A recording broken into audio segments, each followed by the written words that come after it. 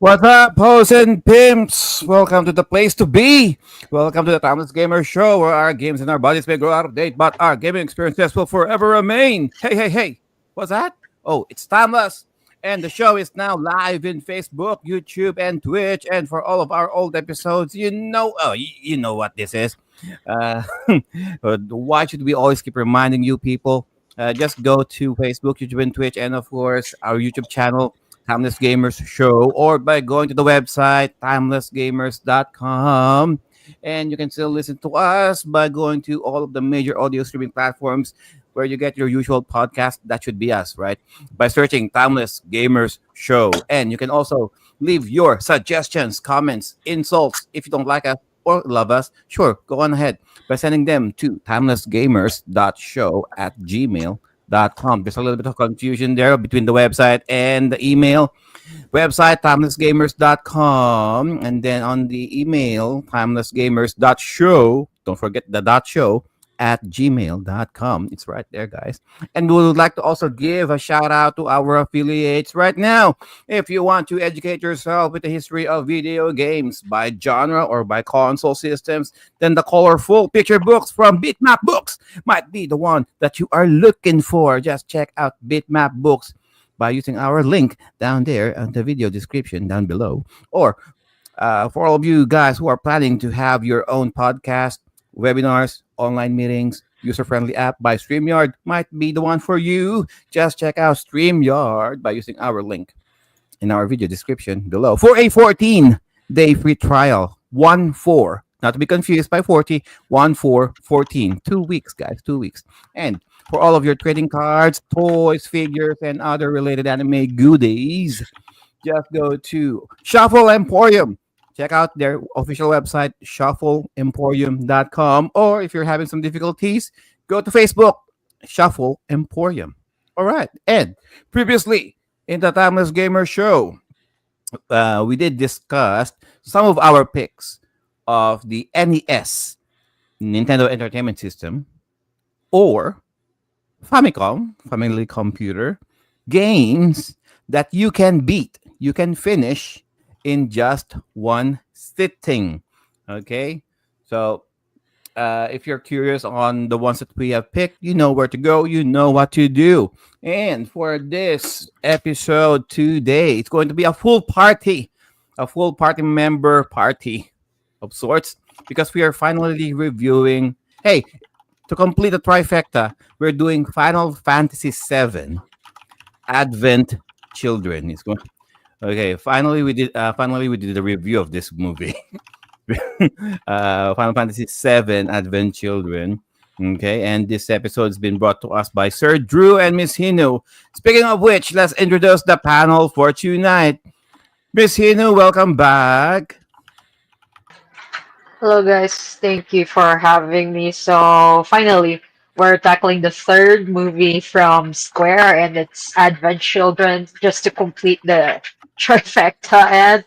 And I'm really looking forward to everyone's opinions, feedback to the movie, since this is a movie that I've watched 1,000 times already. Back to you guys. All right, thank you for that, Miss Hinu. And check out that wallpaper right behind her. Very fitting for the show. It's Cloud. It's the very iconic picture of Cloud looking at the Shinra Tower. Sir Drew, welcome back to the show as well.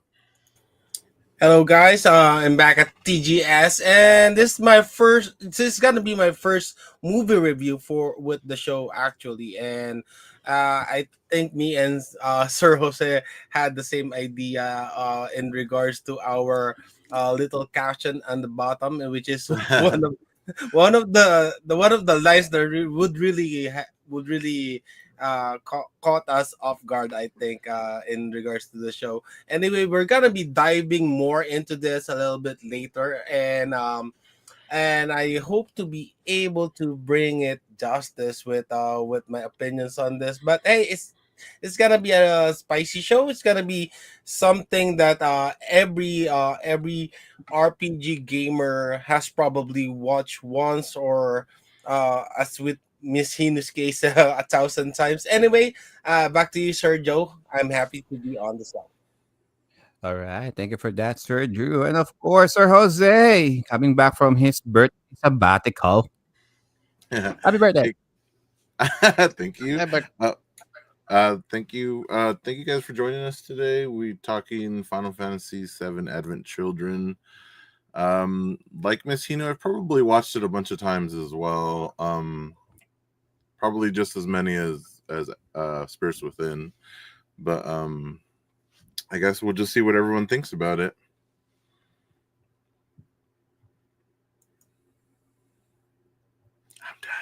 oh, yeah. It looks like John might have had a little bit of technical difficulty. But yeah. Obligatory spirits within mention. Okay, fine. All right. There you And- go. I just pressed something. Oh, okay. Sir Joel, you go. All right. Okay, perfectly fine. Yes, this is Joel of the Banyaging Native channel. Here to discuss the Final Fantasy Advent Children movie. Something that in contrast to most of the people here, I've only seen a couple of times. Once when it first came out, and again recently in preparation for the show. I have a few opinions on it, and we can discuss it once the show begins. Back to you, Joe. A few. All right. A Thank you few. for that, Sir Joel. And of course, Sir JD, Hello guys, sorry I'm late. I'm having some technical issues. And welcome back to the Timeless Gamer Show. And yeah, it's Final Fantasy 7 Day. Let's go on with it. And let me Alright. change my background. There you go. Fine. there you go. For those of The you in first the thing- audio podcast, we have Sir JDM with the actual Tifa herself in the background. There you go. So, I'm getting distracted, man. oh yeah, she's very. The first thing I saw was the cleavage. Yes, Yes. Same. All right. she has very strong presence. There you go. Very strong. Two very strong presences. All right. Yes. And of course, welcome back to the show. We got Sir Wolfram. Good morning, guys. I'm pretty excited to talk Final Fantasy VII. As always, I feel like I'm also like I haven't seen it as many times as some people, but I was like I've probably seen it like at least 10 times, give or take.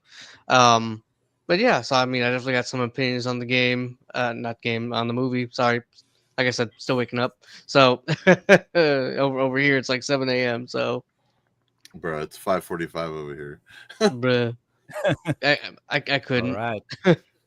Okay. So let's start now by doing our show and tell, guys.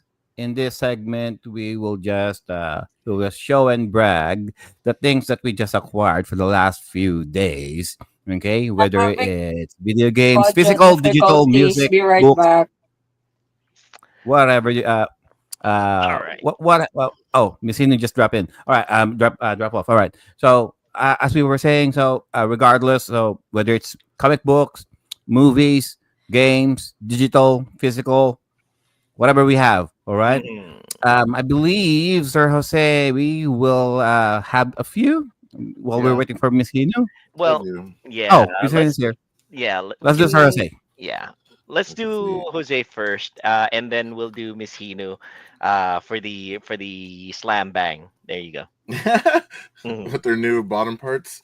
Yeah, exactly. Go and tell the new the new Alright, bottom so parts. I got Oh, My nice. Sims I'm gonna have to Cozy get Bundle. that. Yeah.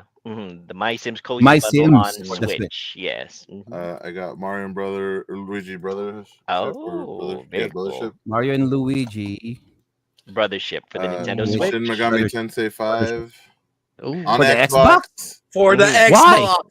Yes, for For the Xbox. Yes, Xbox. absolutely. Why? Xbox rules. To spite You know me, why? Sir Joe. Because I can. Yes. Mm-hmm. It has no place in Xbox. Dragon Ball Sparking Zero. Mm-hmm. I already have this. Dragon for Ball PS5, Z Sparking Zero. Mhm. but, Tales of Graces F remastered Mm-hmm. In PS5, where it should be. because it was only on there. Right? If it was Xbox, I would have got there. There This you go. game that someone paid way too much money for, and I only paid like less than 20. Dragon. Dragon Age Dragon Vanguard. For the Xbox, yeah, Yeah. to Yeah. point that out. Rune Factory 3. Vanguard. Oh yes, Rune Factory 3. Rune Factory. I For the can I can Switch. tell that this is a lot of this is Woot Halls, right? Yeah, it is. Rune Factory 5. Yeah, Rune Factory 5. Factory 5 for the Switch. And then 2 that I think Sir Joel will find really interesting is I got the first Forza for the Xbox. Oh, nice. Forza Motorsport. Forza. I've yet to play that one. I've For the only started OG on the Forza Xbox. series from 3. I have to try the originals. Okay. My original Xbox came with one, but I guess at some point I lost it. I Oh. don't know. So there's a replacement. And then I got Real Fishing Nice. Road Trip Adventure. Road Trip Adventure, the first one of the series. Real I Fishing, played through that one. PS4. That one is really good. It's not as hardcore as the original Real Fishing games, Joe, but it does feature a storyline already. So in this case, I think you might appreciate this one, Joe. All right, and that's Aha. it for me. It's nice. All and right. Thank you for excellent that, Sir haul, Jose. Jose. Excellent haul. I like it, and I could tell you rated Woot to a major degree on that one. Yes. All right, and Splurge. let's have Birthday Miss, splurge. yes, absolutely, and let's have Miss Hinu's presentation then. I got a lot of stuff. Hmm. Basically, things that I ordered from a friend came in a box. Everything arrived, so it came in a box. And also, for the past 2 weeks or so, I found someone selling like sets, video game, Oh, sets nice. for cheap. So, Jesus Christ, let's friggin' start with it. It's a lot now. This So, is a sign that it's a hole. oh God, yes, it is a whole. Uh, let's continue with the theme of FF7. So I have the limited edition FF7 Rebirth soundtrack. It's a big box. There's a lot of CDs, maybe 7 CDs, Oh, and Soundtrack. yeah, soundtrack. Oh. I don't know. Oh, she opened it. Oh, no. Joe, Oh. it's hard now. Okay. Shut up. There's this. I am not rich to keep my items sealed. Okay. There's this embossed material here, and when you open the thing, it's like you just here. Oh, it's insane. Anyway. Okay, that's cool. Mhm. Let's open the thing. So it's kind of cool. We have a print of it here, and then here are the CDs. It's kind of fancy because it has these acrylic dividers. Fancy. So really, really fancy. I don't even know why I bought this. Yeah. I don't know. I think I was peer pressured by the others ordering, and I was still from the high of finishing Rebirth that time. Another special CD here in the leaf. I think it's a Gold Saucer CD. I'm not sure what the relevance is or what the tracks in here are. It has the logo of like the Gold Saucer, an icon of the Gold Saucer. Tama. And then lastly for this, we just have like a little pamphlet with all the credits, blah blah blah blah blah blah blah blah. Blah. And as a freebie, they gave this print, a wrist print. Okay, that's for the first one. Oh no, I got a lot of stuff to fix later. God damn it. Next. I really feel sorry for the guys who are in the audio only because I agree, JDM. They're really missing out on seeing what Miss Hino and Sir Jose have. And this is why you should tune in to the video format Yeah, you of go. our podcast for today. I have here from Limited Run, the Shin-chan, the Boku no Natsu Yasumi inspired Shin-chan game. I don't have the second game yet, and I'm looking forward to playing this because I haven't played any of the Boku no Natsu Yasumi games, so to have a game in English is nice. PS4. PS4, nice. I think it's gonna look gorgeous on the big screen. Next, Stage Play Volume 2. This is from a visual novel. A small troupe in Japan adapted this into uh, a musical basically in Japan. And Mm. that visual novel has like 7 parts. And Mm. currently, the latest one is like the sixth part already. So since I can't go there and watch, and I would, of course, there's the streaming option, but I do want to keep I want to have Yeah. the DVD, so I ordered. Oh God, I'm tired already. It's pretty popular for the Japanese to adapt into stage plays. Yeah, Their visual novels, anime anime and games. everything. Just I, recently here, I, just recently here in New York City, they had Sailor Moon, the live musical, and oh it shit, was absolutely sold out. Really. phenomenal. I appreciate that. I mean, we all know that musical theater not really a cheap hobby, but I really do appreciate that they're still trying to adapt these very niche and very And I geeky think they did things. Naruto also a couple of years ago. Naruto live action. But There you go. you'll be surprised at the choreograph, especially for like the fight scenes for these. And yeah, maybe you should check up some of the others too. This is relevant to Drew's post on his Facebook. Shout out Geek Out Gaijin. He got Mm, the Fuga trilogy games, the collector's box. Uh, I don't have it yet, but I do have Fuga Melodies of Steel, Little Tail Bronx archives.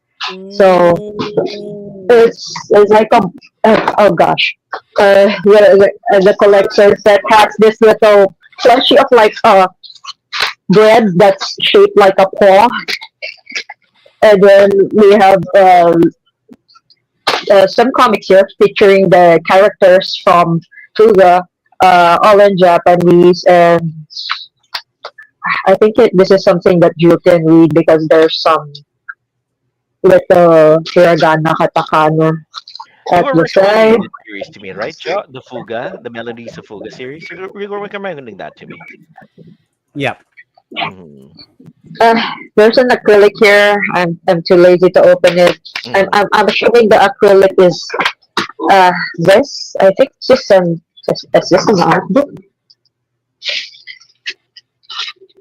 Uh, Beautiful, beautiful art. I love the Little Bronx game. So when I heard this came out, I immediately uh, asked my friend to order one for me. And plus, I think this is one of the games that still keeps the hand painted, digital hand painted style of drawing. Also, it's an art book, beautiful, beautiful art. Uh, we have we only not have the characters. There's some comics inside, and I believe since Fuga is set on like a war torn world, we can also have the sketches of like the vehicles in here, some of the tanks. So, really looking forward. I haven't played any of the games, by the way, but I am looking forward to playing the games when I get the trilogy and I have these as my companion. Okay, I have so many stuff. Uh, Last the set of games that I bought for like for cheap. The first set that I got was a set of like Harvest Moon games for the NDS and the 3DS. Nice. Harvest Moon. So we have Harvest Moon: A New Beginning. I think this was their first title for the 3DS. We have Harvest Moon DS, Tale of Two Towns. I think this is the game wherein there's this one town that focuses on agriculture and the other town focuses more on the what do you call that? It's barn animals and the like the produce. This is the NDS version. They actually released this game on the 3DS, so I'm not sure what the differences are. Here, I've been looking for this. The reason why I got the set in the first place is Oh, the I was Grand looking Bazaar. for Nice. Grand Bazaar. And then I found out there's gonna be a bloody remake of it. I'm like, yeah, whatever. I want this because it has the my priorities, the manual man. Oh, So I thought you were getting that because of the Switch remake. it, I don't know. I'm planning to collect all of. Oh well, yeah, that's reasonable. We're collectors. What can I say? Yeah. And a little trivia for everyone. These three games, we can see here at the back that it says that you can play multiplayer, Hmm. maybe via Wi-Fi or something. I don't know how that's gonna work, but yeah. And for the next set, um, I was targeting just one game, but then the seller offered me the other two games I inquired for cheap. So first we have for the 3DS, Mickey, uh, Epic Mickey Power of Illusion. I really wanted to play this, so I'm glad I got it for cheap. There's another remaster of it, or remake, should I say? So I'm like, okay, whatever. Um, the other the rhythm game Oh, featuring the various soundtracks of the Final Fantasy games. Uh, I think the version after this one, Curtain Call, contains more songs, so that would be the definitive edition. It has But all I the still DLC got for it. that one. DLC. Thank you. And the game that I was eyeing for on in the set, Rise, Nostalgia. oh, nostalgia. I Um, Yeah. would go for that one. Yeah. Mhm. I've never played this, but I've only heard of good things, and I always heard from people that it's so hard to find this, whether it's loose card or like CIB, and the seller was like selling it for it's CIB, and they were selling it for like 3,500 pesos, Philippine pesos. So maybe you guys can convert that, or and then he lowered it to like 2,500 pesos. So I was like, holy mackerel! And then I got it because I steampunk fantasy, Golo Adventure, and it's for the NDS. We can never have enough games for the Nintendo DS because it was a fantastic console. And okay, I'm tired now, guys. And that would be all. That would be all for my help today. Thank you for Uh, listening. Tune right. in next week. So Second batch. so for all of you guys who are listening to the audio version of the show, there's a little bit some sort of a feedback coming from Miss Hinu's mic. So just in case you have not heard of it, Miss Hinu's games presentations were the Final Fantasy soundtrack, Fuga, Epic Mickey, some Harvest Moon games, and Mhm. then of course Nostalgia. All right. Yes. Hmm.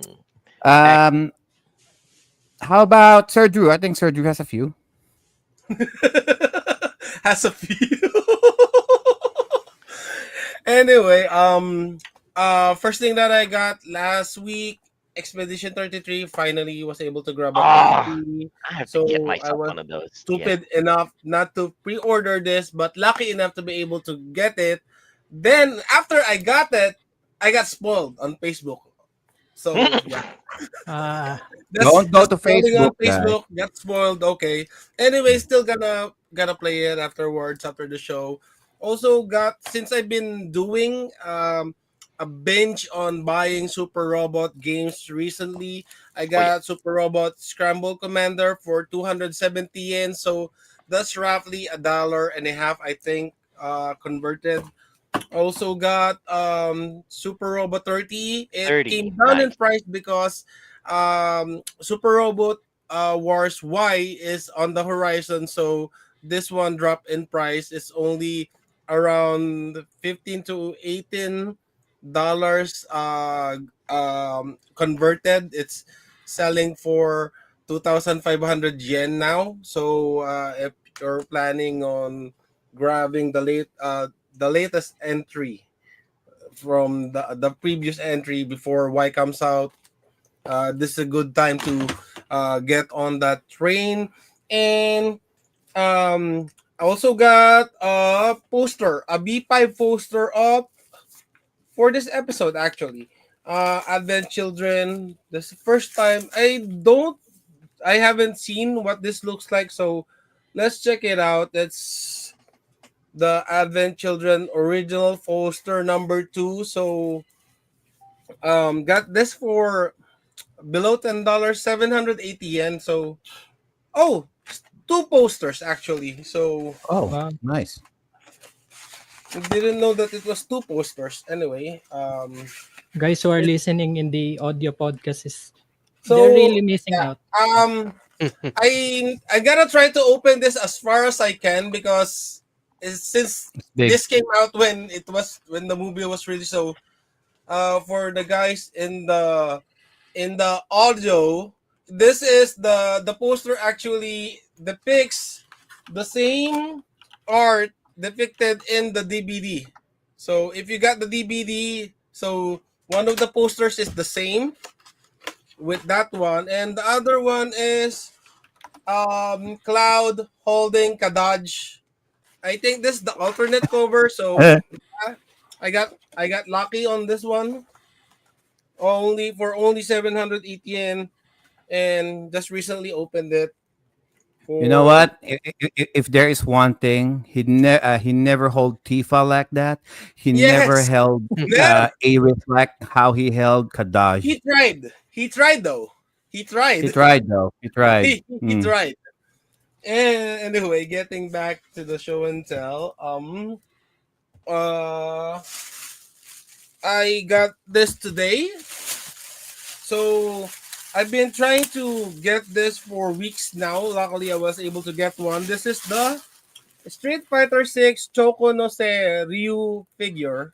So this how it looks like on the Street Fighter 6. So Choco no Se means it is a sitting figure. So they are usually gotten from crane machines and price catchers. So yeah, since I don't have any talent on crane catchers, I just wait when it's available for purchase. So got this for 1,700 yen.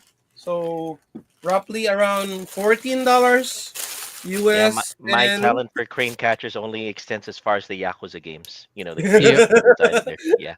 and I also got this Tails, collection of the Tale series. So um gonna open this Destiny up. 2.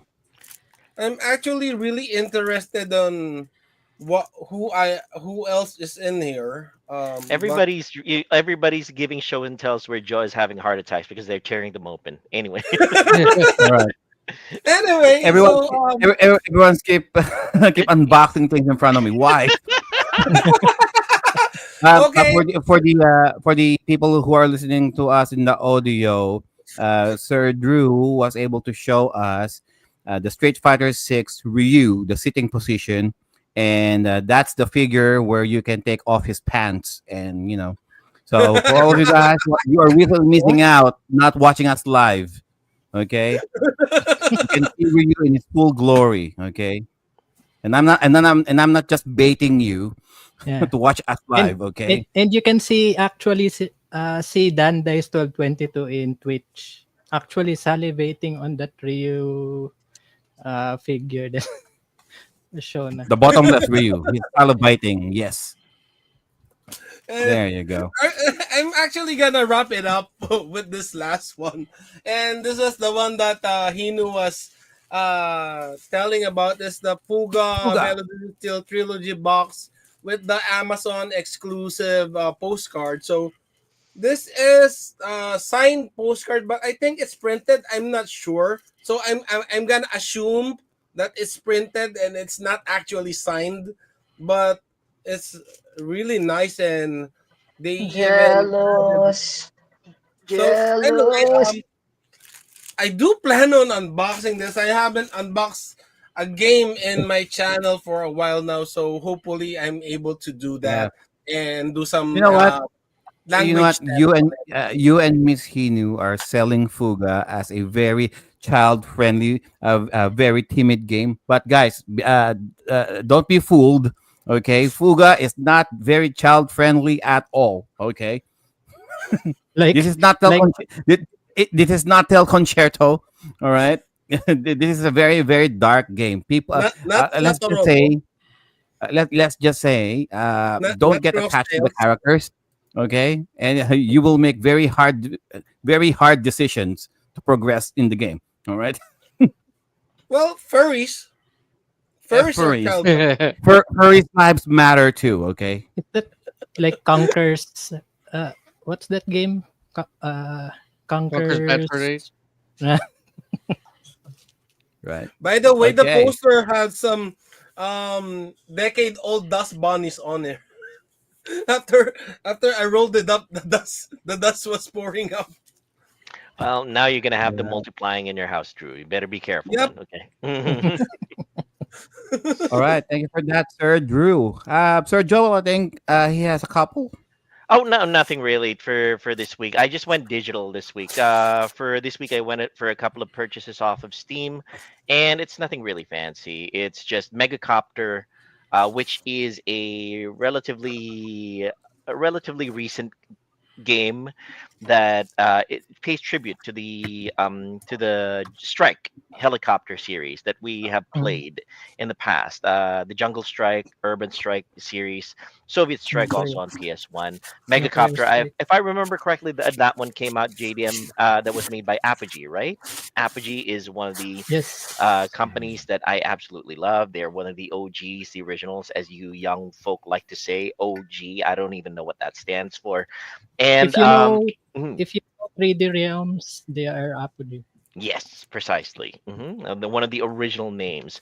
And the Duplicate. other digital game that I got for this week is the missus is just laughing at me for this one. It's called Ancient Aliens, the game. I don't even know what it's all about, but I love the Ancient Aliens series. But it's I love the Ancient Aliens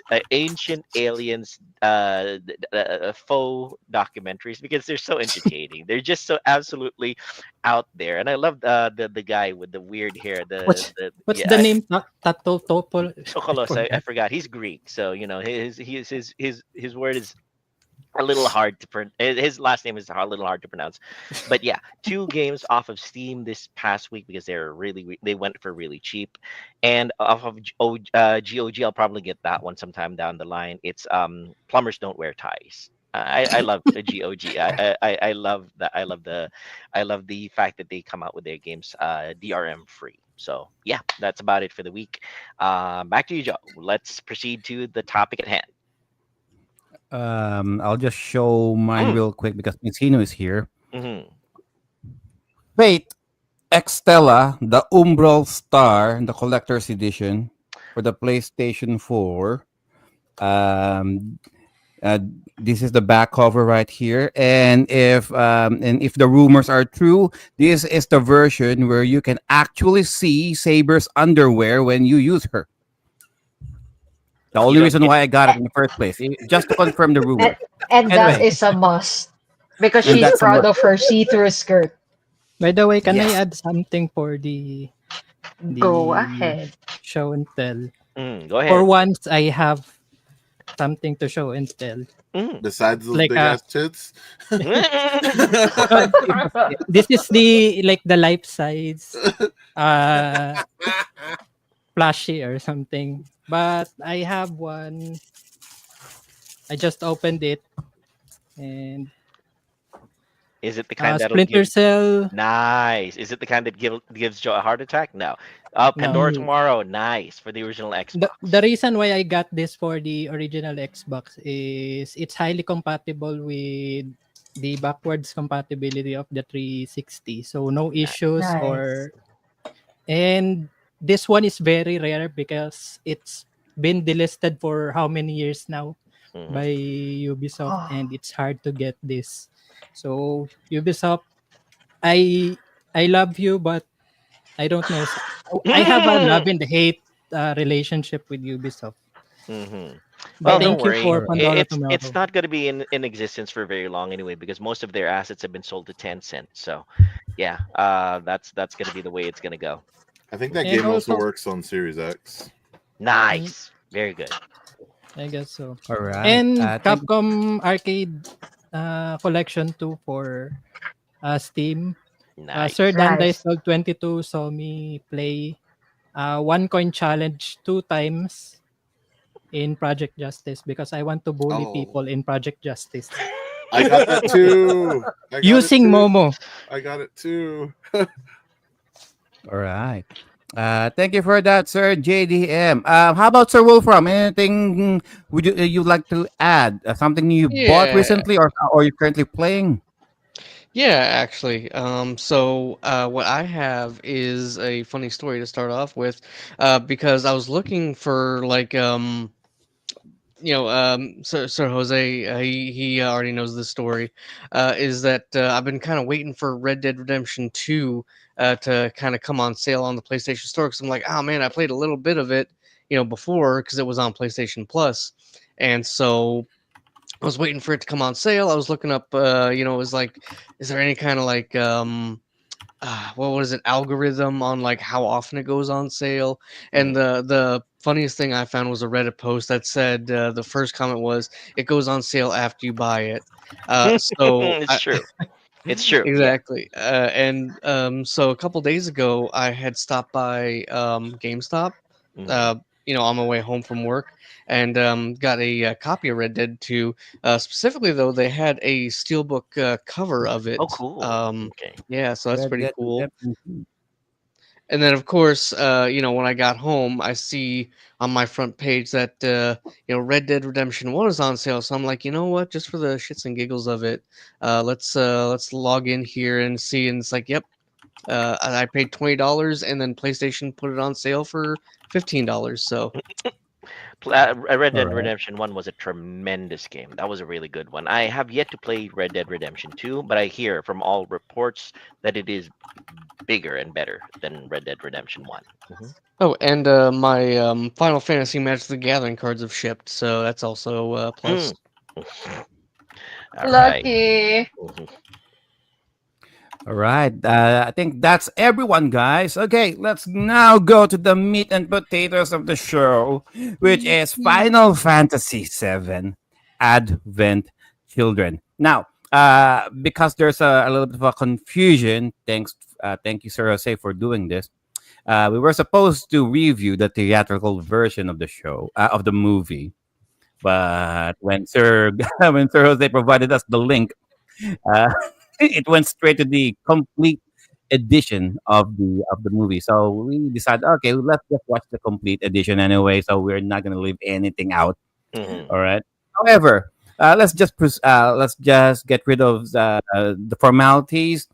Final Fantasy VII Advent Children is, of course, it's a movie dedicated as 2 years after the game Final Fantasy VII. Now, if you are a real gamer, not a player, you're not a poser. If you really are a gamer, then Final Fantasy VII does not need any introduction. You guys already, if you haven't played the game, at least you might have heard of it. You might have heard of it by now. So, like I mentioned, this movie was set 2 years after the initial Final Fantasy game from the PlayStation One back in 1997. So the original movie came out in 2005. It was co-directed by Nomura Tetsuya and um, and then written by Kazushige Nojima. Okay, of course, produced by Square Enix and developed by Visual Works. All right, and then the complete edition also came out back in 2009 in Blu-ray. So we will now going to toss this to Miss Hinu. All right, and because there's a lot of us here at the panel at the moment, guys, we will going to adapt Final Fantasy VII's active time battle system. All right, Ten, ten, ten. even casting haste. All right, we will cast haste on each and every one of us to make sure that we were able to go with this program as smoothly as possible. So Miss Hinu will keep asking questions regarding the movie. Sir Wolfram will be first, and then Sir JDM, and then Sir Jose, and then Sir Joel, and then Sir Drew, and then me last. Okay. So, Isino, Hang on. Hang on. hey, To clarify, am I gonna ask all of the questions to I'll- each of the panel and they're gonna answer everything? Well, you can ask however you what whichever one strikes your mood because it will try to keep the conversation flowing in a fluid manner. Yeah. Okay, and I wasn't paying attention to the order, Lamau. No, Okay, it's okay, no problem. Mm. It's also like always, always ask Sir Wolfram first, though. yes. okay, okay, okay, okay, okay, okay, okay. So for our special guest for today, well, my first question for the movie is that when did you first hear about it, and when did you first watch the movie? Whether it's the theatrical release or it's the complete version. So probably neither of them. It was just like a Blu-ray disc that my brother had, because it was more so he had a DVD version of it, and we watched that. I don't know when that was. It was probably like around 2005, 2006. I mean, it's really hard to tell in those early years. In the 2000s, I have vague memories of it, and then I didn't like rewatch it until like 2013, I think. And again, it was just I was like, wow, this is I don't remember watching it too much, but it's like, wow, this is pretty good stuff, and holds up pretty well. So I just watched it a few more times afterwards, and just in case your next question is the English or Japanese, it was always the English, always English. Oh boy, here we go again with the English versus Japanese dub. I'm not Dilly saying English dally, versus shilly Japanese. shally. Hey, I was just saying that English is my preference because I like to watch the action, and Yeah, be able to yeah. understand everything, other than like trying to have like a Sharingan to like focus on the action and the words. Like, Yes, yes. We prefer overcomplicated things and reading the words instead of focusing on the action. Thank you for that answer. And I forgot to answer the question. I think I first heard of the movie maybe around 2005 or 2006. I saw it in the internet, and it was the first test clip of Cloud walking down the church in Sector 5. And I was freaking out then because imagine that's 2005, and then the graphics are as real as it can be. And then one day I went back to my hometown. I was walking on the street, and then I don't know, I had this like, what do you call this? ESP, telepathic thing. I just looked across the road, and then I saw some seller uh selling the the fake DVDs, as is common here. And Of course. it was so far away, but I can recognize the thumbnail. I'm like, oh my god, is that Cloud? Is that Sephiroth? Oh my god, is that a is did they already get a copy of Advent Children? So We like here in watch Timeless it. Gamers Show. We like to call them unofficial media. Anyway, Unofficial media, yeah, sailing the seven season, whatnot. yeah. We live in the tropical island, so yes, we are sailors. And then, years after the complete edition came out, and I heard there was like additional 30 minutes. I wasn't expecting anything because normally it's just little touches here and there and whatever. And I was mind blown by the additional scenes that I put on the complete edition. So if any of you guys are wondering which one to watch in the future, I'd recommend the complete edition. yeah, complete editions Okay. is good. Uh, gonna ask next. Let's go on ahead then. Joel. When did you first hear about the movie? Mhm. Well, I think it was one of the earlier times when it was announced, and it was. I really didn't. Well, I was very much interested in it because of the fact that I had played the game before. Let me preface it by saying Final Fantasy VII really didn't have that big of an impact on me because of the fact that Well, I'm gonna have to say that a lot of better games have come out before, during, and after its release. And I guess I was spoiled by better storytelling, better presentation. Sure, the graphics were good, but it's nothing particularly compelling for me in terms of here in the West. It was a lot of people's introduction to JRPGs, and it was had a severely strong impact on them. For me, I've played a lot of other really good games before, so this was just par for the course. When I heard about the movie, I went, like you said, like you, Messina. I went to unofficial sources and I bought it and I watched it, and I liked how it was presented in such a manner that it was how it looked like in my head, as opposed to what the blocky graphics that you saw on the PlayStation when I first played it. So I appreciated it for the visuals. I appreciated it for how it presented the characters in a much more visually appealing way, as opposed to just the number. You can count the number of polygons in the characters on the PlayStation, and yeah, at least it extended the storyline for me, to the point that I saw how connected it was to the game itself. I saw it on unofficial media when I first bought it off of the Palenque, and yeah, I saw it again recently in preparation for the show, and my feelings have not changed. It's very nice and visually appealing. Back to you, Messina. When you mentioned that it's connected, it was well connected with the original game. I think it's such a rare event wherein we get adaptations that serve as sequels to the source material. Normally, we get like alternate retellings of a game or just standalone titles, or in King's Glaive, we have like prequels and whatnot. So, Hmm. uh, to have a movie uh, that is set 2 years after a very popular game is, I don't know if anyone else has made a move like that. So yeah, a very very surprising move for Square Enix. But we all know that FF7 is one of their main money makers, so I'm not complaining.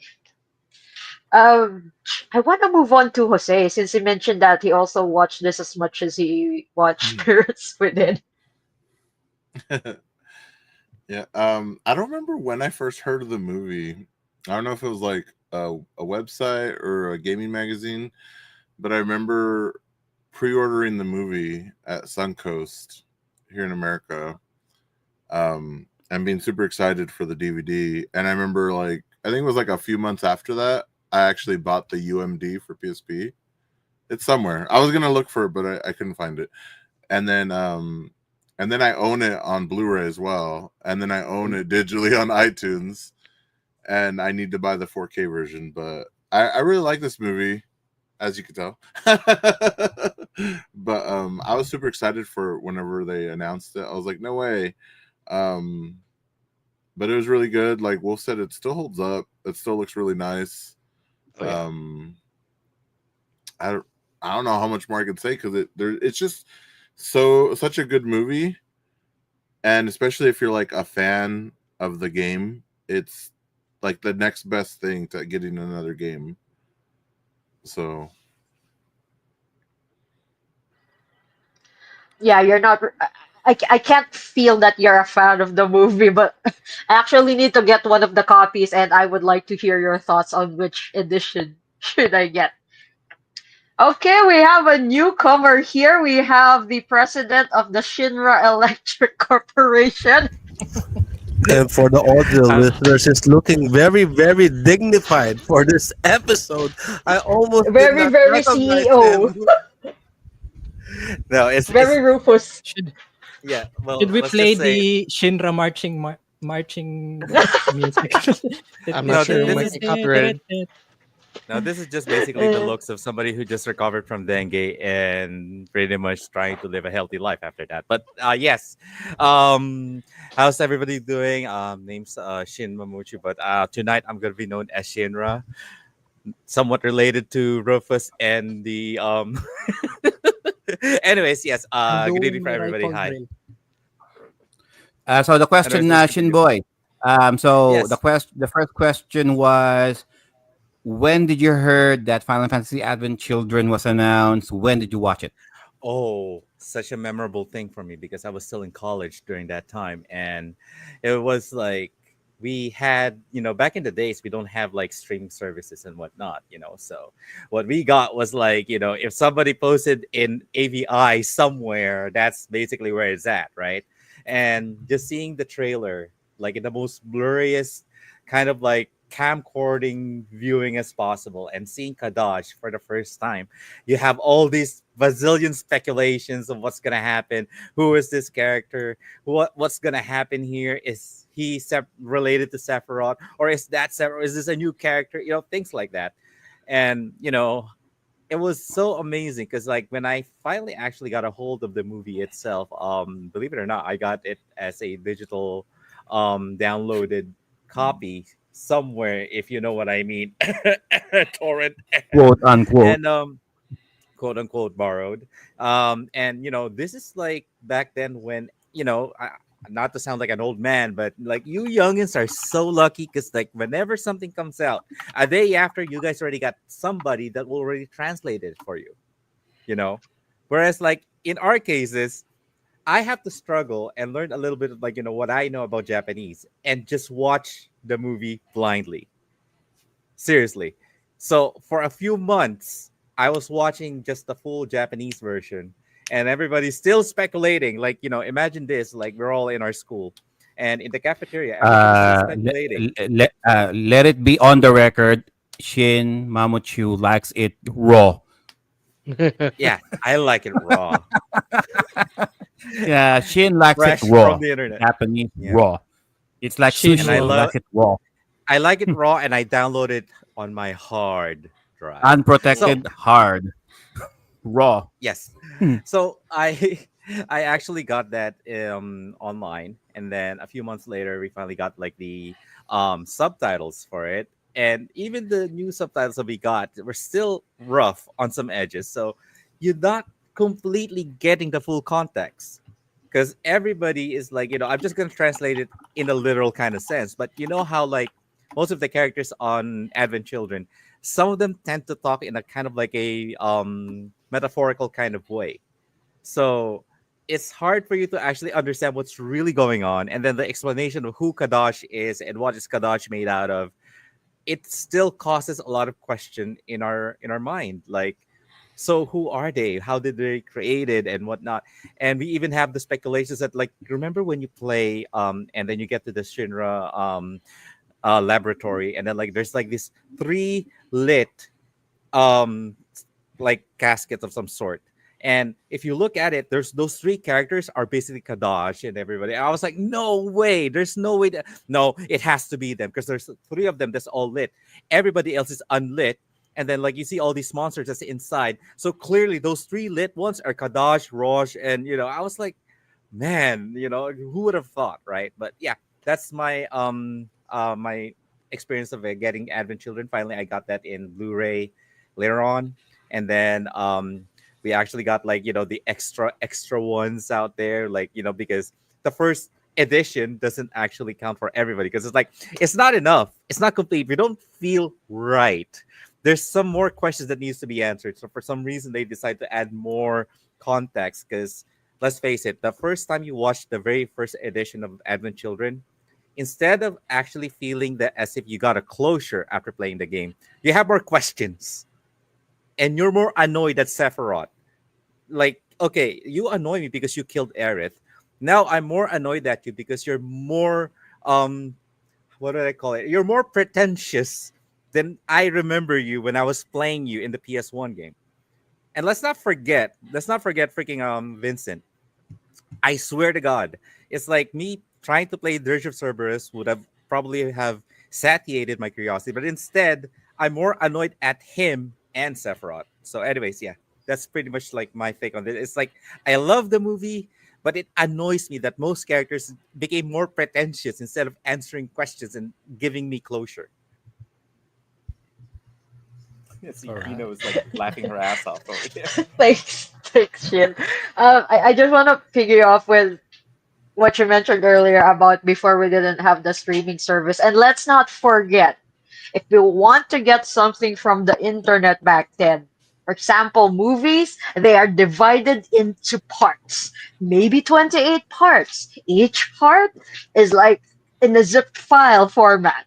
And then the internet speeds back then, kbps, mbps, oh my god. So imagine I it's only gonna got take I only you. got ROO7 dot RAR, but I'm still waiting for R08 to be finished by tomorrow. That's right. And when you In your download all of door. the parts of the movie, you need to merge them all into a single. Yeah, and if you really want to ruin it for yourself, you can always download VLC player and then just watch whatever this broken movie that you have. But of course, it'll ruin the experience, so you have to wait and get R08, 09, 010, and then you'll finally realize that R11 is missing and you cannot Th- download it This anywhere. this is the reason why we've become self-sufficient in the internet before, because there's such a lot of things that we have to, you know, to have workarounds and whatnot, DIYs. Okay.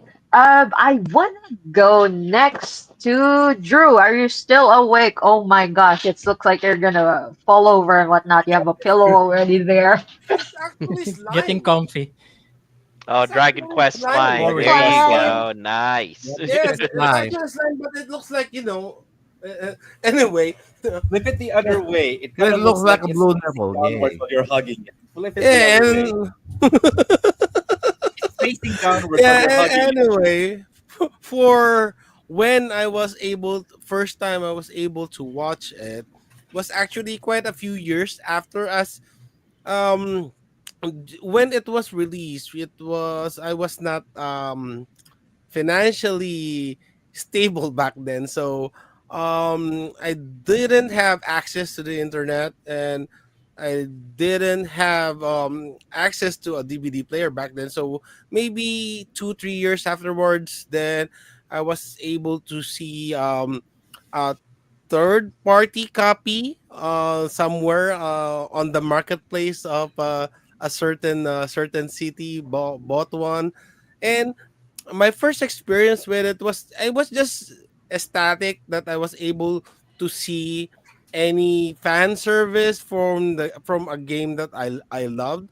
And just seeing Fenrir for the first time is just, that's a nice looking ride for me. And I was just I was there watching it and just soaking up all the fan service that I could get.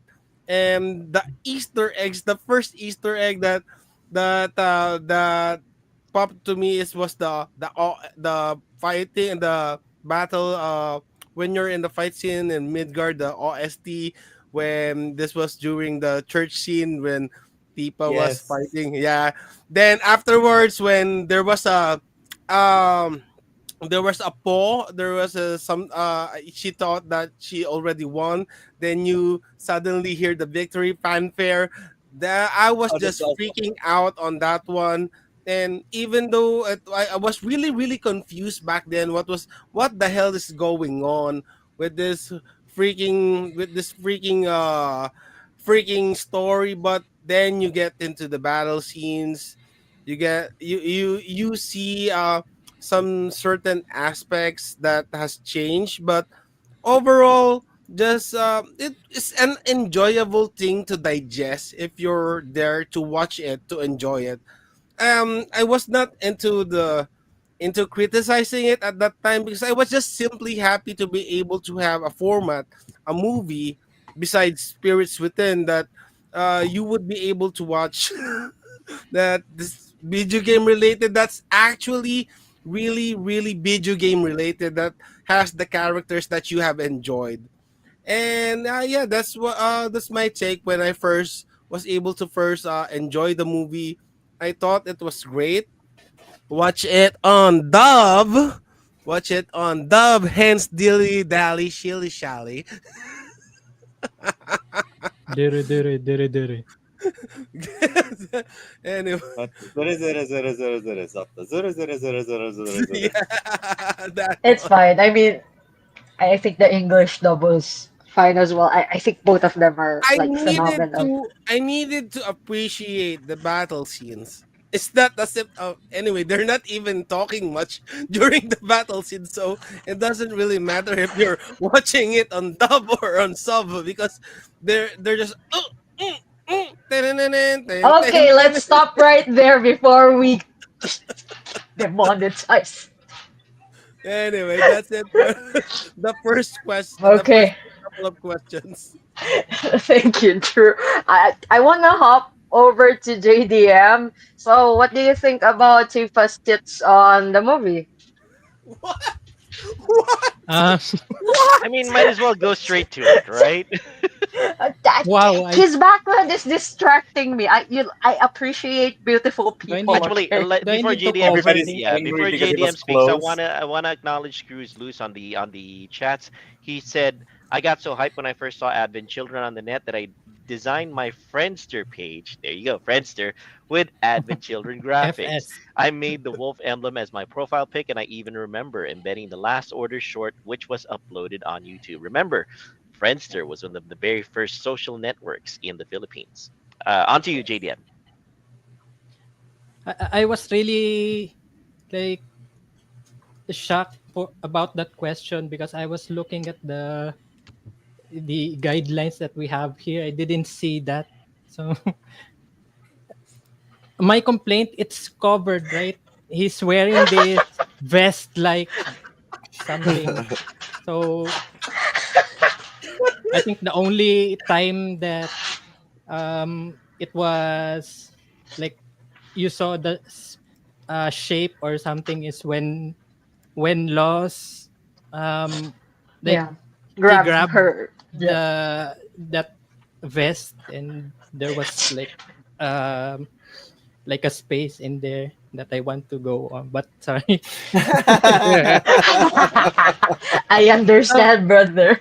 so Um, if you're asking first me, question. yeah, the first question, I was with my classmates back then.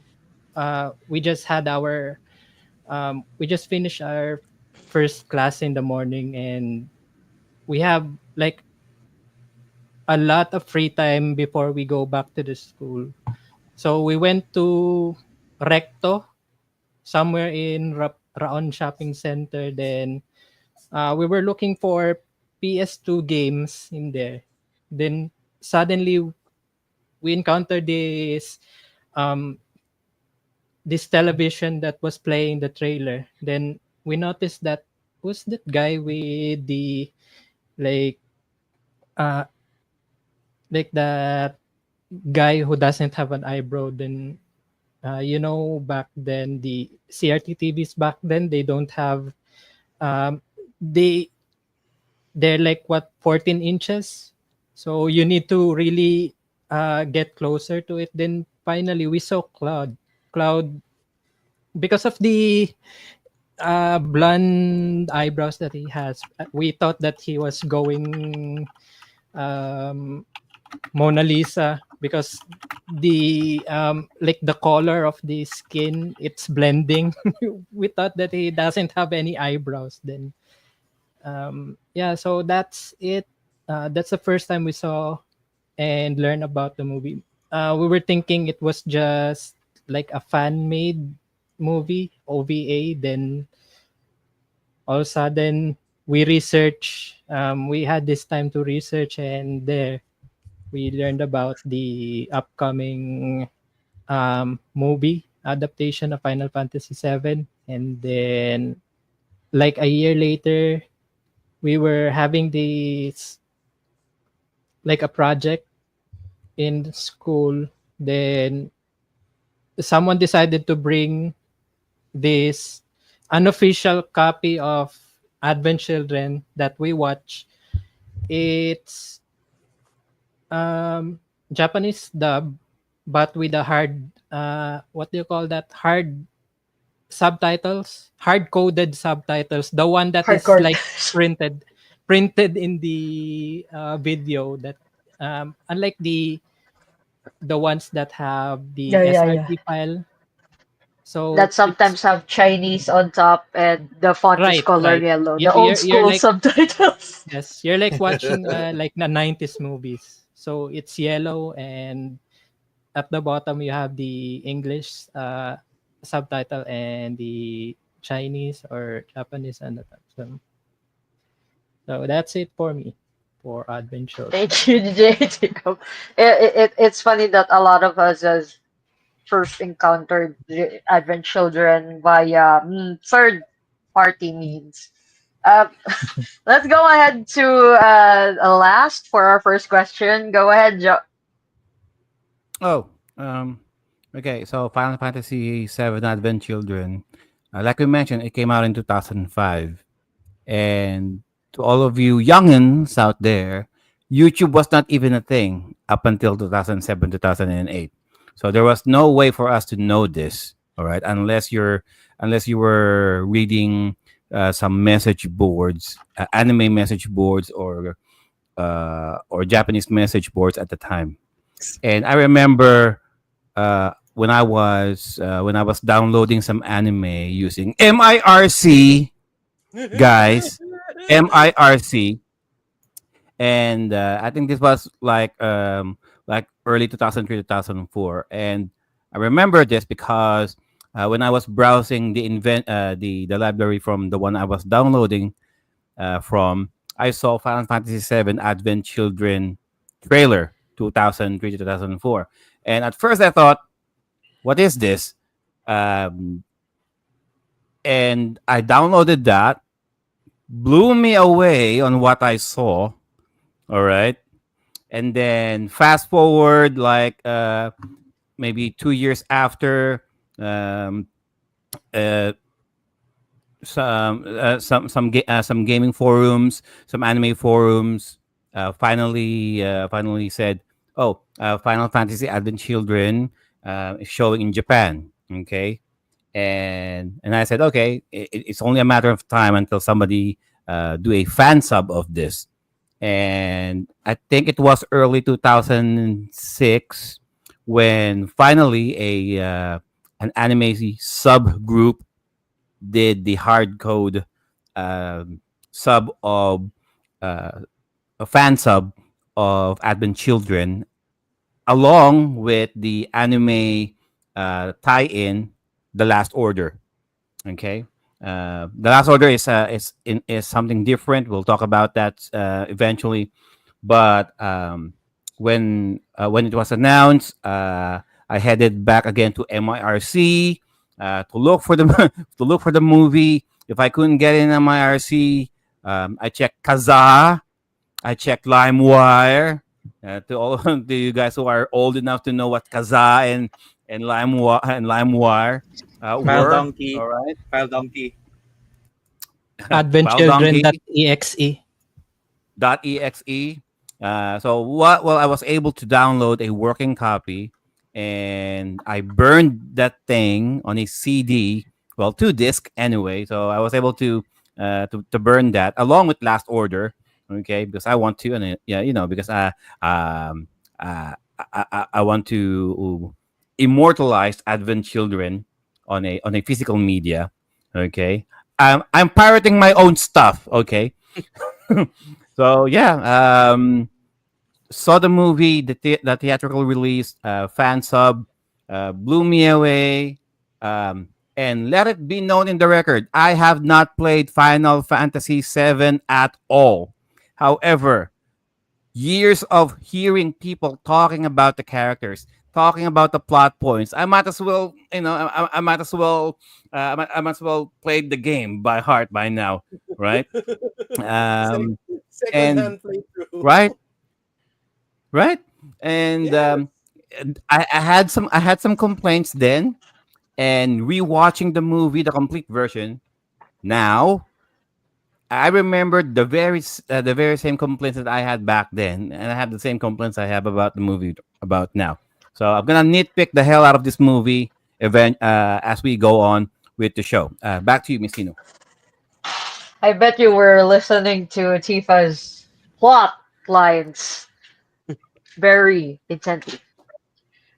I want Very. to have a lightning round with you guys. Just one quick answer. Which of the cast new outfits, if ever anyone changed their outfits, did you like the most? Wolfram. Ooh, that's a good one because like there's a couple of them that I really like. I like Barrett's new look, but if I were to pick my favorite, I mean, I'd probably go with Cloud. I mean, it's just that the one sleeve is just so clean. I know, like he like rips it off like at the, during the Midgar fight because it gets damaged. But it's like, man, that just one sleeve look is so iconic. I think, and I'm glad like they And side note, I'm glad that Kingdom Hearts 2 decided to go with the Final Fantasy VII's cast's Advent Mm, Children look. I- It's like it's not like I hated the look that they gave Cloud over in Kingdom Hearts 1, but it's like I just think it's like okay, well then this I know is like Cloud instead of like all this like mishmash of oh that's parts of Cloud and then that part is supposed to represent Vincent. 'Cause originally they Vincent. wanted Vincent in the game as well, but Yeah, yeah. I remember that. Okay, next, Drew. Hmm? Oh yeah. He's I'm me. gonna agree with Sir Wolf regarding this because in regards to Tifa, it's the reverse of what most folks wanted. We didn't want more clothes on her. Anyway, really clean look for Cloud. Awesome setup with the pen rear and putting on the shades made him more emo than what he was in the original game. So much emo-ness reeking out of Cloud with his getup, and I approve on this one, and especially with the new fusion sword, and disregarding the old weapons he had with the previous game, and introducing the fusion sword. The fusion sword really added a whole new depth into his look and into his combat style. And yeah, Cloud wins this round for new looks. Nice. Next, we have Joel. Oh, I'm the absolute wrong person to ask this because I'm a dude. I don't notice clothing, you know. I only notice, the character, shall we say, faces and how they present themselves in terms of movement. So, yeah, I can't answer this question. As a man, I did not notice any major fashion differences. So, yeah, I'll move on. Fair enough, fair enough. Hmm. Let's go to Mr. CEO of Shinra. I Shinro. would I would I would say Rufus, but no. I'm pretty much on the same route, but I'm going to be the one who's going to actually rile everybody up. I like Tifa's new design Gay. No. because Not I this mean, one. My brother. That's what Not I'm this gonna one. You don't like answer. this one. I nah that that Don't like that this. is like that's already given. Here's the thing. Here's the thing. Because I already have seen Tifa in that kind of get up, the cowgirl Fucking and Sir whatnot, Joe. right? So, I mean, seeing her in a new outfit where basically those puppies were actually closed out, completely closed in and not completely being revealing. Plus, at the same time, the you see more of the maturity, the way that like she actually shows herself in there. You can tell that like it's not about the fact that like because you were expecting already like you're expecting that like hey everybody's maturing in here, maybe Tifa's going to be a little bit much more looter than usual, but if you think about it like Tifa's design on this one really emphasizes on the way that her role is in the whole movie. And we're trying to go for the I'm like this girlfriend that's going to try to be more wife like slash mother like. So now she has this kind of look where it's a little bit more conservative. Not to sound very woke here, but honestly it really fits her because it actually makes her more sexier. Sometimes the less the more that things are gets covered, the more that they are actually more enticing, you know because you have seen it before, but now that like they close it and you're not gonna see this time, it gives you more like I would have loved to see it. So I like Tifa's design more on this one. Plus, as a fighter, it actually fits her. Not a lot of panty shots, sure. Not a lot of boob shots, sure. Uh, uh, But hey, you know what? She's playing a role in this movie, so I say go for it. Because Joyce is already I, riled up. My I, plan worked I got perfectly. I got something on that, Broshin. And in regards to you saying that it fits her more in the fighting sense, what's with the reverse apron? And ain't that gonna get stuck somewhere? The reverse apron. I mean, capes do not help heroes. They get stuck, they get tangled up. But now she did a worse type of worse than a cape. It's a reverse apron, and it's. Look at I it this mean, way. Look at it this way. All right. If we're gonna argue about the fighting scene, all right, would you prefer that Tifa get yanked by her dolphin hair, or by that silly annoying apron? oh, good point. Good point. Mm, ah. And anyway, if No. that apron does get yanked, if it does get yanked, everybody's gonna No be one would celebrating complain. you. No one, no, no, No no one. one See, would no one would complain. complain. See. Oh, Yeah. problem solved. Okay. Here's the thing. Here's the thing. The fact that that apron got yanked out, it will give you like this naughty thought that like, what if it actually got yanked out too hard, and what if might see something, Exactly. right? That's Okay, what we're getting that's the point derailed. I was Okay, trying to bring up. moving along, gentlemen. Okay, to our next Jose, please save us. Okay. I think I like Cloud, but I think I'm gonna go different. I'm gonna say I like Yuffie's design a lot better in this than in the game. Yeah. Yeah, that's fair. Yeah, That's it fair. did. That's fair. Yeah, it's way better than the game Way, version. way better. I like her super long ass lace up fucking shoes. I like love. Yeah, And it was really yeah, focused, getting rid of that little like arm thing. Yeah, I didn't like, like that. Yeah, I didn't yeah. like calling her That that. was That was the. dumb. Like lie or something. Because like one that, of that those that's old that's one thing that I really hope that they do in the third remake game is like they can maybe like bridge the gap and like maybe have like certain challenges to where we can unlock the Advent Children outfits. That'd be pretty cool. That would be pretty cool. No, they would The PC lock modders, it. though. They would lock it at $30 each for each costume or something like that. Yeah. Oh my god, this is like Lightning Returns all over again with the DLC costumes. Please let's not even talk about it. Okay, JDM. I was about to pick Yuffie as well, but I it's always implanted in my brain when her outfit when she came down from the parachute using the parachute, and like the camera angle is like this, like upwards. I like that shot. And FBI, open up! JDM likes upskirt. No. and I guess Sid's costume, because he isn't wearing the jacket. It's like wrapped around his waist, and I think that's badass as well. And he has this I think boots that he was wearing, the like combat pants and the boots like tucked in the boots, combat pants tucked inside his boots. It's like Metal Gear Solid. Be safe, guys. And we go back to MGS for JDM. Well, let me answer before Joe. I agree with Shin. I like Tifa's design and the shorter haircut. I think it really suits her.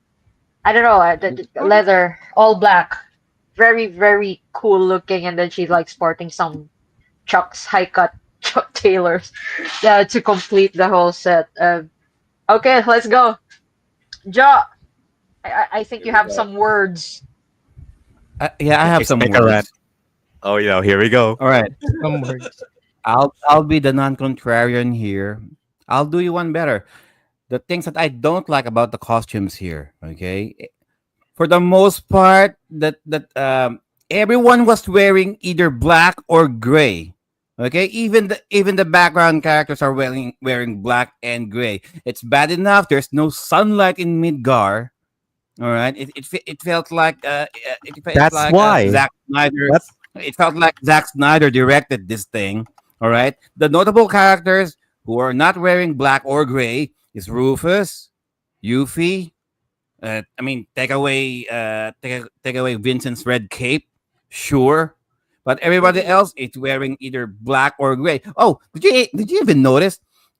If their clothing is either too thick, either it's too tight or it's too loose. God damn it, the Turks.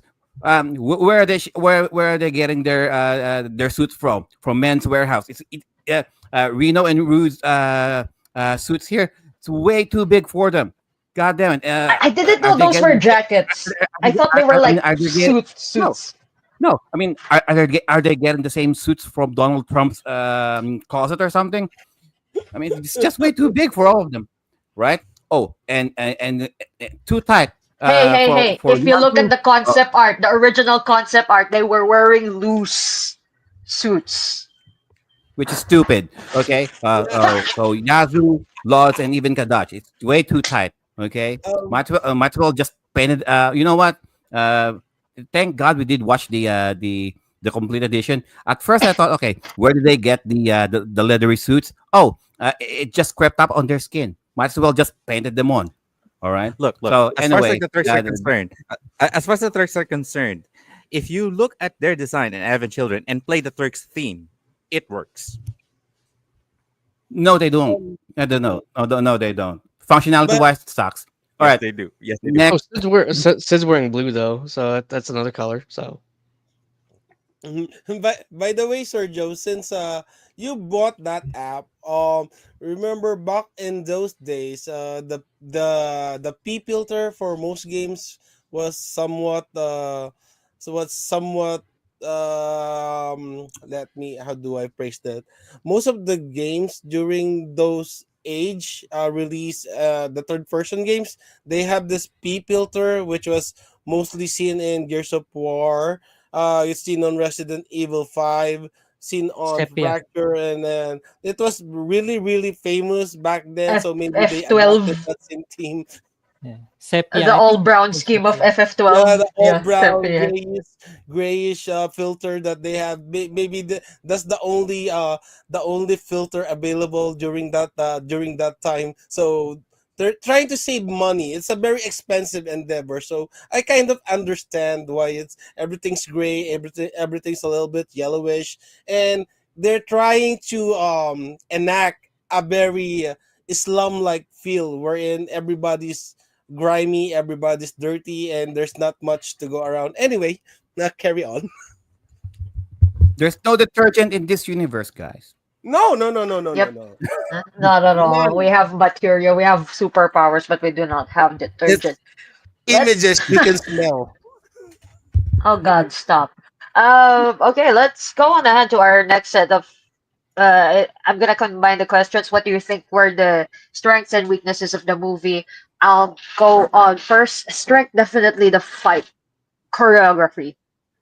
It's been years, but every time I see the fight choreography, it's so good. The shots are so cinematic, and it's like there's always something new that you notice in the fights. Like someone is doing this action here, action there, and uh, this like the battle scenes in the movie don't involve just 1v1. There are 2v1s, 3v1s, and everything is like a set piece. V2s. And my favorite was the part where they're fighting the Bahamut. That was so iconic. The one where they're throwing Cloud upwards to perform the final attack. Favorite. Weakness, the pacing, I guess, because some parts can drag along. Zuru, zuru, zuru, zuru. I mean, we're looking at a film that's basically almost monochromatic, and then some parts are kind of like dragging on, and then we have the intense fight scenes at the latter half of the movie. So I guess it's gotta be the pacing weakness for me. And next, Wolfram, what do you think? Strengths, weaknesses of the movie. Strengths definitely. I would agree with you on that. The fight scenes, especially again, I kind of want to bring this up is when you can inspire someone with like a scene to start making content, that kind of shows that you kind of done good. And if anyone remembers the name Monty Oh my basically. God, legend. Yes, absolutely. So the R.I.P. creator, RIP, absolutely. But the creator of Ruby, he's apparently in an interview, he said that a real big inspiration for like him making content was, the fight scene in the church. With I think what his name was, Luz and Tifa, like that whole, and he even made a reference to it in Ruby in like what I think it was like the second season with Tifa hitting that pose on the church wall. That was pretty cool, I gotta say. My favorite fight, honestly, I know it's like basic, answer, but like the Sephiroth fight, it's just so iconic. Just the whole what is it like near the end of the fight, and just in the English dub at least, man, Sephiroth's voice actor in the English dub, he's just like, tell me what you cherish most. Give me the It's Lance pleasure of Bass, taking it guys, away. from Yeah. NSYNC. It's just like that. That is so like chilling. It's like bro has Oh, so much aura, Sephiroth? and he's just That's only in yeah, Kingdom Sephiroth. Hearts 1. He only plays Yeah, him in Kingdom Hearts 1. Oh, okay, they had different voice actors. Yeah. yeah. Okay, The okay. Sephiroth's had a Uh, bunch of voice Continue. actors. Um, but yeah, like just that chilling thing. It's like he's winning the fight, and he's just like, it's like, all right, you know what? Let's flex on him a little bit. He's just like, all right, tell me what you care about. Let me take that shit away. Like, it's just like, man, that is so cold. And then of course the cut to his little talk with Zach, it's just like, oh man, just so good, so good. But I think the weakness, similar pacing slash dialogue, I guess. The dialogue's kind of dated, I would say. And then just like there's some parts in between the action that I don't remember really as much. Like I remember, you know, um, I remember the beginning where Cloud is talking at Zach's grave, and then the motorcycle, and then the next thing I remember is that okay, now he's meeting with the Turks. Okay, some stuff happens in between. I don't really remember. Denzel gets kidnapped. There's just a whole lot of stuff that's like in between the high moments is just like I don't really recall a lot of the stuff in between, and that's kind of the problem. Is like a lot of it's just like kind of non-memorable, I guess, or maybe I'm just not like focusing too hard on it or something. But that's just kind of my issue with it. Is yeah, pacing, dialogue, just a combination of both of those making non-rememberable moments in between the action. There, of I, course, the I, funny scenes with Cloud and the Turks. Of course, that was pretty funny. they were hilarious. It's like a buddy cop duo with Reno and my mind is going blank. Rude. Reno Rude. and Rude and Rude. Reno. Uh, Rude and Reno. I ship it. no, yeah, Yes, I okay. ship it. I don't mind. I second ship Um, it. no, but you do make a valid point there. Even if a scene consists of characters just talking and whatever, but if the dialogue, if the writing is engaging enough, I think the viewers would still remember that scene. Best Look, example would be Game of Thrones. I will say like this other thing though, like of course my favorite moment is that whole fight scene with Sephiroth, but like probably the second coldest moment, like that just is like oh damn, kind of moment is when of course Rufus gets up from his little wheelchair, holding part of Genova, and Kadai's like and he just hits him with the a good son would have known, like damn. Damn, it was savage for that man. Honestly, and then he Basically, just falls off the building and starts shooting at him. Like yeah, Rufus, so where's all classy, this so drift coming badass. from? He missed that action, man. After how many years of sitting on a wheelchair? 2 years, He needs the spotlight. 2 honestly. years. All right, moving on to the next person. I'm Jose. Strengths, weaknesses movie. Um, strengths, obviously the battles. Like Sir Wolf was saying, how it inspired him to do Ruby. Before that, he also did Montiom did a series called Dead Fantasy. I don't know if you guys ever watched it, Yes. I think but you it mentioned was that to me one but it time. was it was Dead or Alive, Final Fantasy, Ninja Gaiden, and Kingdom Hearts characters. Basically, if you wanted more of Final Fantasy VII Advent Children fight scenes, that whole series is nothing but that. So I would go watch it. But yeah, the battle scenes, biggest strength. The weakness is the dialogue sometimes, because there's like parts where characters are just talking and they're just kind of like talking to themselves but not really making sense. Like they probably have some other inner monologue going, but that's not provided to us. And there's a scene where Tifa's just like going on, and I think it's the scene when she's with Marlene, like in the beginning, and she's just like talking, and Marlene's just like looking at her, and she's just like, oh, like over here, like in her own world. And I'm just like, what the fuck is this bitch talking about? But like the dialogue could have been way better. I don't know if they were just working with the time they had, like between the translations, like of what they could actually say, but they needed more dialogue and more exposition to things. Yeah. I agree. I think the dialogue are essentially the same for both English and Japanese. And I think one thing that's common in Japanese media, because we have the manga, we have the anime, and they have their little inner monologues, and it doesn't really translate that well when it comes to film. So I think those are the awkward parts wherein we see the characters talking to themselves, and I hope someday we get like a nice way to have that monologue or whatever that doesn't come out as awkward to the audience. Drew, strengths, weakness.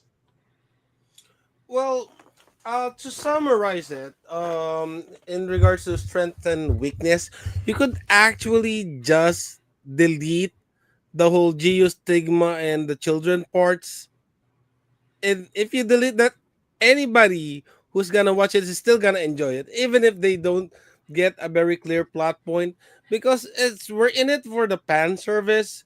So having it a dragged out exposition of what's currently happening, because I think for most people, the ones who actually watch Advent Children are the people who actually like either anime or any action related scenes. And one of the best things I really like here is it's such a nice testament to why most people are clamoring Tifa be the Tekken fighter that gets accommodated into Tekken, because if you have played Tekken 8, they actually paid homage to the church fight scene with the moveset of Reina, where she drags the guy to the floor and throws in the new Heihachi character. Reina actually does that.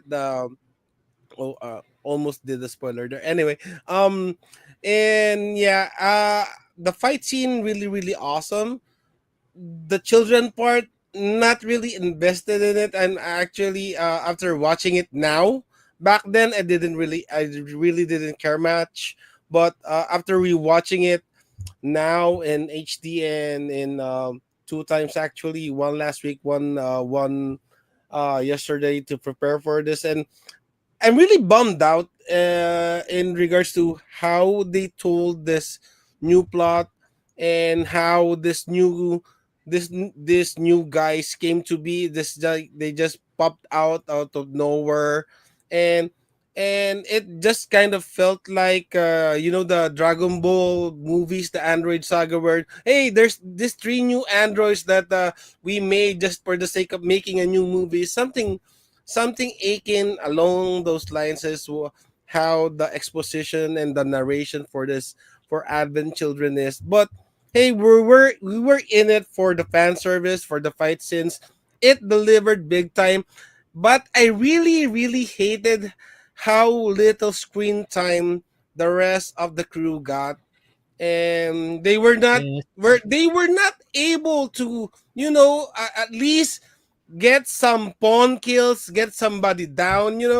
Tifa got Tifa got a false victory. I mean, come on. Even it's you could have just had the rest of the cast on the sidelines and just Cloud doing all the fight scenes, and that's literally it. And that's why most people actually like the church scene, because that's the only real scene wherein it's not Cloud fighting, it's Tifa fighting. She got some few hits in, but only to give us a false victory. But hey, I did get the victory fanfare. I like the OST, the separate main team, really really awesome. The last fight, all of those things. So yeah, fight scenes good. No real fight scenes for the rest of the crew except Tifa, and that's a huge letdown. And I was like, hey, and it's like Barrett was bringing a pea shooter, and what the hell are you doing, Barrett? Big gun, and like, is not doing anything. And even Cerberus, Vincent Cerberus is like a pea shooter. I mean, what the hell? You're all just there for distraction, and the scene that you like were What? It's a boss lifting. fight.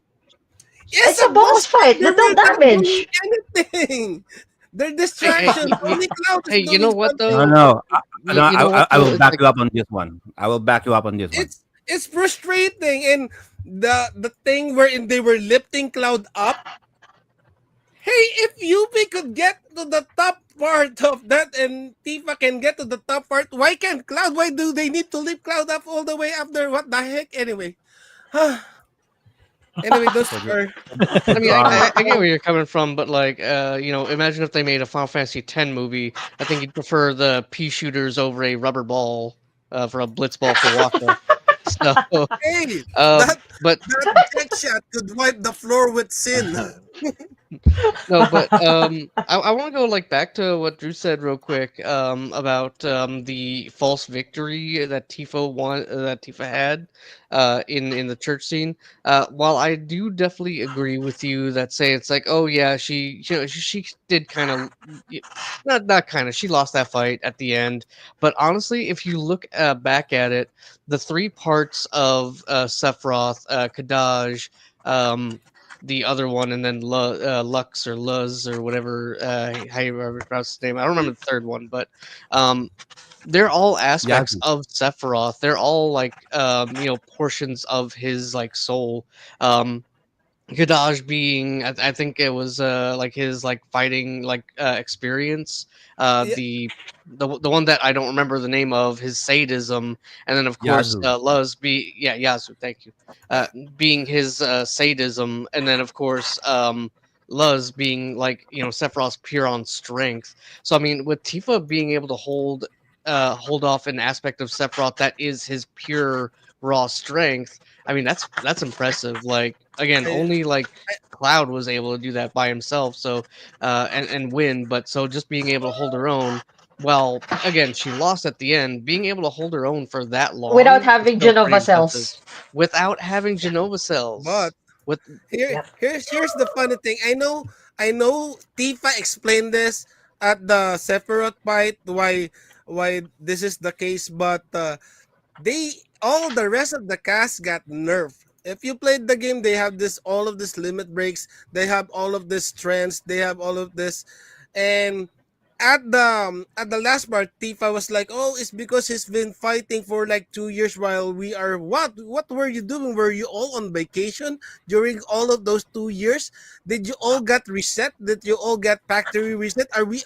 You're supposed to be on New Game Plus. You don't have all of your limit breaks. I mean, What? come on." Yuffie is Uh, holding all of those goddamn They lost their materials. memory card. They lost their memory card. They had to play FF8, 9, and 10. They had to delete. Guys, Anyway, it's it been was 2 years. Maybe it's they It's were been living two in years, peace. man. Yeah, they were living in peace, I guess. Or Yeah, maybe they yeah, were not yeah, yeah, yeah. aware. They weren't They aware that lost their there's emo-ness, and Cloud has been holding into his inner emo for the rest of those 2 years. That's why he's still so Drew, strong. Drew, can I ask you a question? Correction. Yeah, Go ahead. can I ask a question, Drew? Can you transfer a PS1 data file into a PS2 game? Ooh. No, but you could use the PlayStation There 1 you go. memory card on the PlayStation 2. How? That's why they're Just there. plug Okay, it in. I know where this is going. My Just point, plug it in. because here's my point. Here's my point. Cloud has been investing up until to the point where he was already on a PS2, while the other members still have their memories on a memory card from PS1. But Look, they're not playing on a Card new game. transfer, I cloud like transfer. that. They're not, I not like they're that. not I playing like a that. new game. Only Vincent has a new game on the PlayStation 2. So technically, Vincent should be stronger than Cloud if that's the analogy that we're gonna try and do. Isn't that here's a the couple reason of why he things didn't as Maybe he actually well. jump is. in? But that's the The reason why only he Maybe thing he didn't that I jump in is. will on this whole say matter. is that I would have liked if the movie would have explored, because of course we already know the movie focuses on mainly Cloud and Tifa, and the effects. I would have liked to see like what Aerith's death would have what the of course, like 2 years of mourning, that probably wouldn't not really. I guess it really just depends, but I would have liked to see how uh the time of peace, but then of course with that cost of Aerith's life, I would have liked to see how that affected the rest of the cast. That is one thing I will say, Well, because there's a we already see novel, how it and affect. Yeah, go yeah, ahead. yeah, no, you're right. You're right. It would be nice to see that side of the cast, and I think I do agree that introducing new characters to the movie, characters we don't care about, characters we never spent time with in the game, uh, Denzel, and they're having Denzel. majority of the screen time. Yeah, it's gonna piss people off. But yeah, there's a there's a novel that bridges the game and Advent Children, and it was said there that Cloud was normal up until a few months before Advent Children. He was back to normal. The reason why he became emo is that when he was doing his delivery service, Aerith's mother called him, "Hey, can you deliver flowers to the church?" And that's the only time that he went back to the church ever since the events of the original game. That made him remember, the loss that losing Aerith, and I think that was also the time when he got geostigma. So that's just like depression times 100 for him, and that's why he started going all emo. So he wasn't emo for the 2 year gap. Oh, and then of course the movie explains this. I think after that period, he actually starts living in the church. Yeah, you're absolutely right. He started living there because he I needs to just But touch but but some but remember that grass. another he, thing he is on what is it? Another thing to like point out is like, of course, being 2 years after the events of the game, uh a thing on why people might like the characters might seem weaker is because, like, of course in times of danger you're always prepping, you're always trying to get stronger, but in times of peace, I mean, strength isn't the main thing. In times of peace, it's more of a time for like uh building relationships and whatnot. So I really don't think that that's a whole big thing on like why characters got weaker. It's more so there wasn't really a need to be like the strongest people on the planet at that point. Yeah, yeah, Oh, yeah. Well Yeah, I I'm said, gonna well use completely that said. agree. argument. but I but Yeah, I but completely still, agree with that part. No, no, no. Seriously, I'm gonna because use that if you think argument about later. this, Okay, yeah, no, some because like if you Go think loopholes about there. ahead. yeah, if you think about like what Wolf is just saying, is that like if you think about it, who are the only characters in the cast who are still probably looming around the whole thing with Genova and whatnot, and it's just gonna be Vincent the most, right? And you did say, Drew, that like he could have been the most strongest. Maybe that's the reason why he didn't actually intervene so much in the whole thing, because his intervention might actually cause more problem than solution, right? So him for having those guys like for the last 2 years of peace, it will make sense that like anybody, even like if you think about it in a realistic kind of way, it will take a while for you, even if you get called on the duty to do things again. It's like riding a bicycle while you're in the middle of chaos. So you cannot just come into the battle and automatically have your limit break scale like already blinking. The only person who might probably have that during that time might be Cloud and probably Vincent, because they're the ones I who's don't actually use it. having to deal with all of these things in the battle. Whereas like the rest of the cast, they decided to ride the high wind and then jump into the action. Which, by the way, Yeah. which kind of also gives the support on Drew's question here. If they need to jump that high, could they just ride the high wind and then just do That's the fair. jump from there? Yeah, yeah. Also that. Also, and why the hell didn't Sid use the weapon system of the Highwind? So it no, and he was even boasting. He was even Middle of boasting. the city. Middle He of the was city. even It's boasting fine. about the It's new. fine. It's fine. It's fine. It's fine. Wait, I got No, it's lost. not. Who's No. next? Moving Sir along. Joel. Joel, go Oh, ahead. Shin. Strike sweetest. Boom. Ah, sorry. No worries. Go Joel ahead. first, then Shin. All right. Okay. So in my case, the movie's strength and weakness is one and the same. It's the fact that it's a purely fan service movie. It's a purely fan service movie. That's its strength. It caters to the fans themselves, the ones who actually did play the game, the ones who are familiar with the characters, the one who were wanted more of the world and the characters themselves. They really, really served it up to the people who were looking for more, the people who wanted to see more, the people who wanted to know more, the people who wanted to not necessarily play more, but see their favorites or their characters in action again. So that is its strength. It is a fan service movie. It's also its own weakness because for a person coming into the movie itself with absolutely no background knowledge of who the hell these characters are, they are right from the get-go, from the first 5 to 10 minutes, they're gonna be lost. They're gonna try to piece together stories after plot lines after plot points that they have no background on. And in the end, they'll only catch on to how the storyline comes together at the very end. So, because of the fact that it's a purely fan service movie, that's its strength. If you're coming from the game, you are going to absolutely love this movie, as in to bits. Pacing and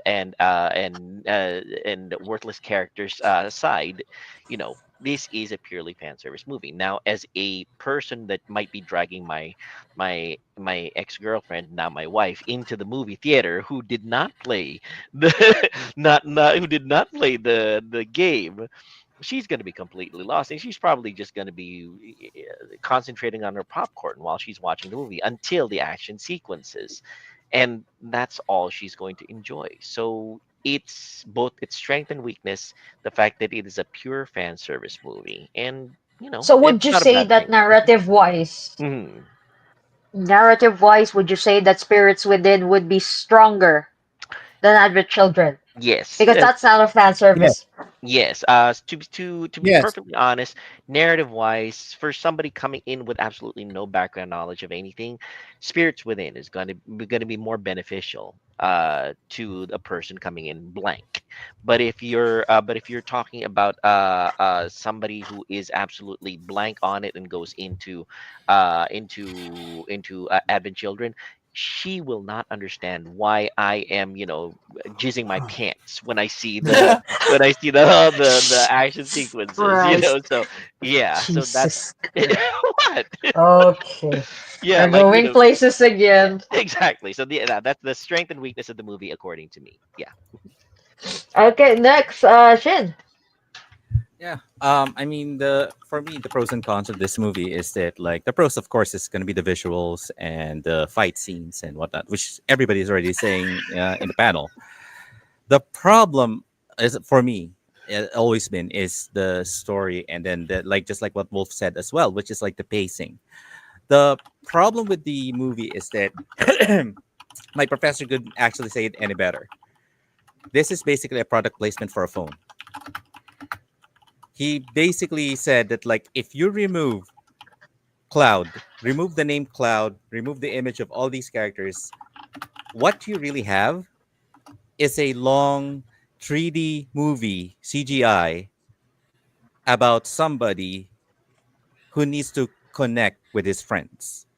And this is basically nothing but a phone product placement. And at first, all of us in our class were all like, how? It doesn't make sense. It doesn't make sense. And he told me, look at every scenes that this movie has and how many times that they actually have to emphasize on the shot about the phone. The phone. This is why I'm actually looking for the phone. I want to buy it. Yeah. And you know, the thing is that like, funny enough, after my professor mentioned that to us, there I did found an ad placement about the phone itself. So they actually did have plans to promote a Panasonic phone Oh, I see it. while Yeah, this game is Panasonic actually well Foma this yeah, while this movie is out. 900. Yes. So the thing is that like he even mocked it and said that like, you know, it shouldn't be called Advent Children. It should say the title should be Hey Smile Cloud. That should be the name of this movie. And I was like, that's mean. I mean, like, and he said like, but if you look at the premise, the writings and whatnot, the tension is not strong enough. They gave a risk. They gave a lot of all these situation scenarios in which like, you know, like the calling for a hero and then like the hero's journey and whatnot. But the problem, however, is that like people are referring to these characters that because they're familiar with them, that the viewers are just going to connect the dots. Now that's where the flaw comes in, because everybody who watched it are familiar with all these other characters. Now if you're going to put the tension and the problem just on the main character itself and then add some other characters that are new characters, by the way, that doesn't really have that much of an investment when it comes to relativity and emotions, what you have is basically a movie that needs to wrap up halfway. And basically that's what happened. Because if you think about it, like the battle in the forest, the kidnapping of Denzel, and then, you know, all these stuff, you know, honestly, you can remove Denzel and just put Marlene on her place, on his place. Have Marlene get the stigma. That would be much more stronger, honestly. Why The do you stakes need would be Denzel? much Yeah, higher. yeah, What's up? The yeah, Yeah, stakes because the stakes would be much yeah, higher because Barrett's yeah, daughter, yeah. Barrett's gonna be there on the at the start. Barrett's not gonna It be will give missing.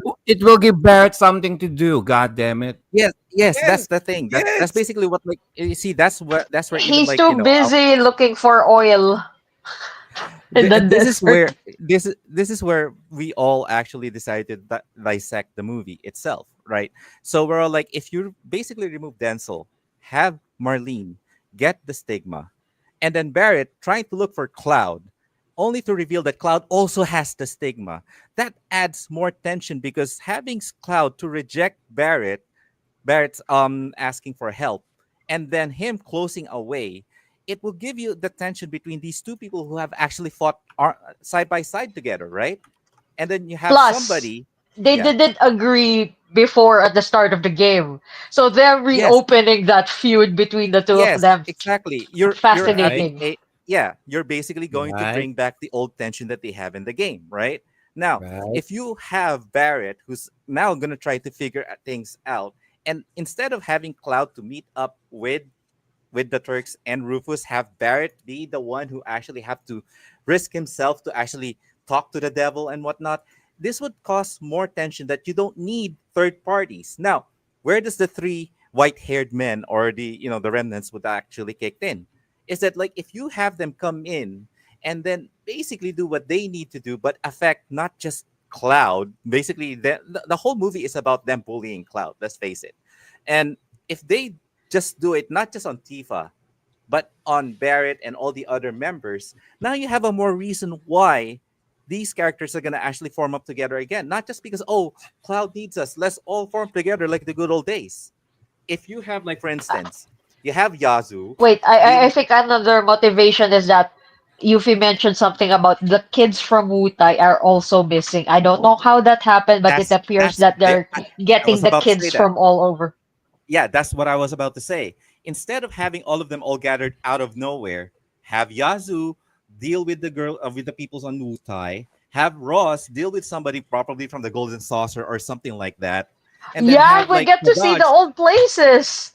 You see what I mean? If you actually have these three henchmen, these three silver-haired white men deal with the whole world of Final Fantasy, you're gonna have that same fan service that everybody would have needed. which is like you would see how this place looks now, right? But instead, what you have is like let's wrap this up real quickly. Okay, kids, gather up in the forest. I'm going to make this one water really dirty, and then call this guy a traitor. I mean, Said water has a corpse in it yeah. too.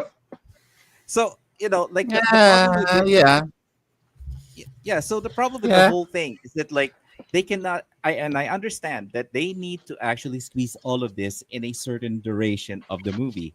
Plus, let's not forget, guys, that when they release this movie, this is around the time when everybody is trying to be the next best CGI.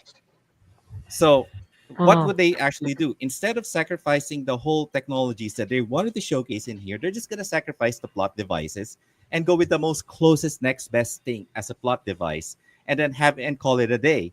But what you have in the end is that, like, as a fan, you'll have more questions than answers. And then, as somebody who never actually played or watched Final Fantasy, is that like you have more questions because, like, who is this? What are they doing? Why is this? And why is like, why who is this mopey guy over here? And you have to defend Cloud being mopey for the next 3 hours with your significant other.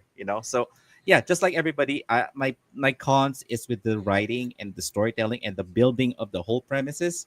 If they would have actually made it much I mean, it would have been nice if they would have just made it into a mini series, make it an anime, not a 3D CGI. Spread the whole white haired men to do their whole thing, and then have it like, instead of just having Kadash be the only one that gets defeated, have them all struggle to actually defeat all three of them up until they finally get to Sephiroth. Because, like, I feel bad for Yazoo and Roz. They basically got the shit end of the stick on this one because Kadash got the whole time battling Cloud, being called a larvae, and the shut up, Jose. The white-haired man. That's what I meant. Not white. So anyways, like Yazoo and Ross only showed up when they finally decided to shot to the heart and you're to blame on Cloud. When they finally hit him on the chest, and next thing you know, they're like, "Oh, we're also disintegrating." And by the way, hi, we're the other guys in this movie. But just letting you know, we shot you, and we're gonna disintegrate now, just like our other friend Kadash. Bye. It's like, you That know, scene was so unneeded. yeah. And Unnecessary, like, really. and what about Yazoo? I'm sorry, okay, but Yazoo. Imagine if Yazoo actually had a shoot down with Vincent.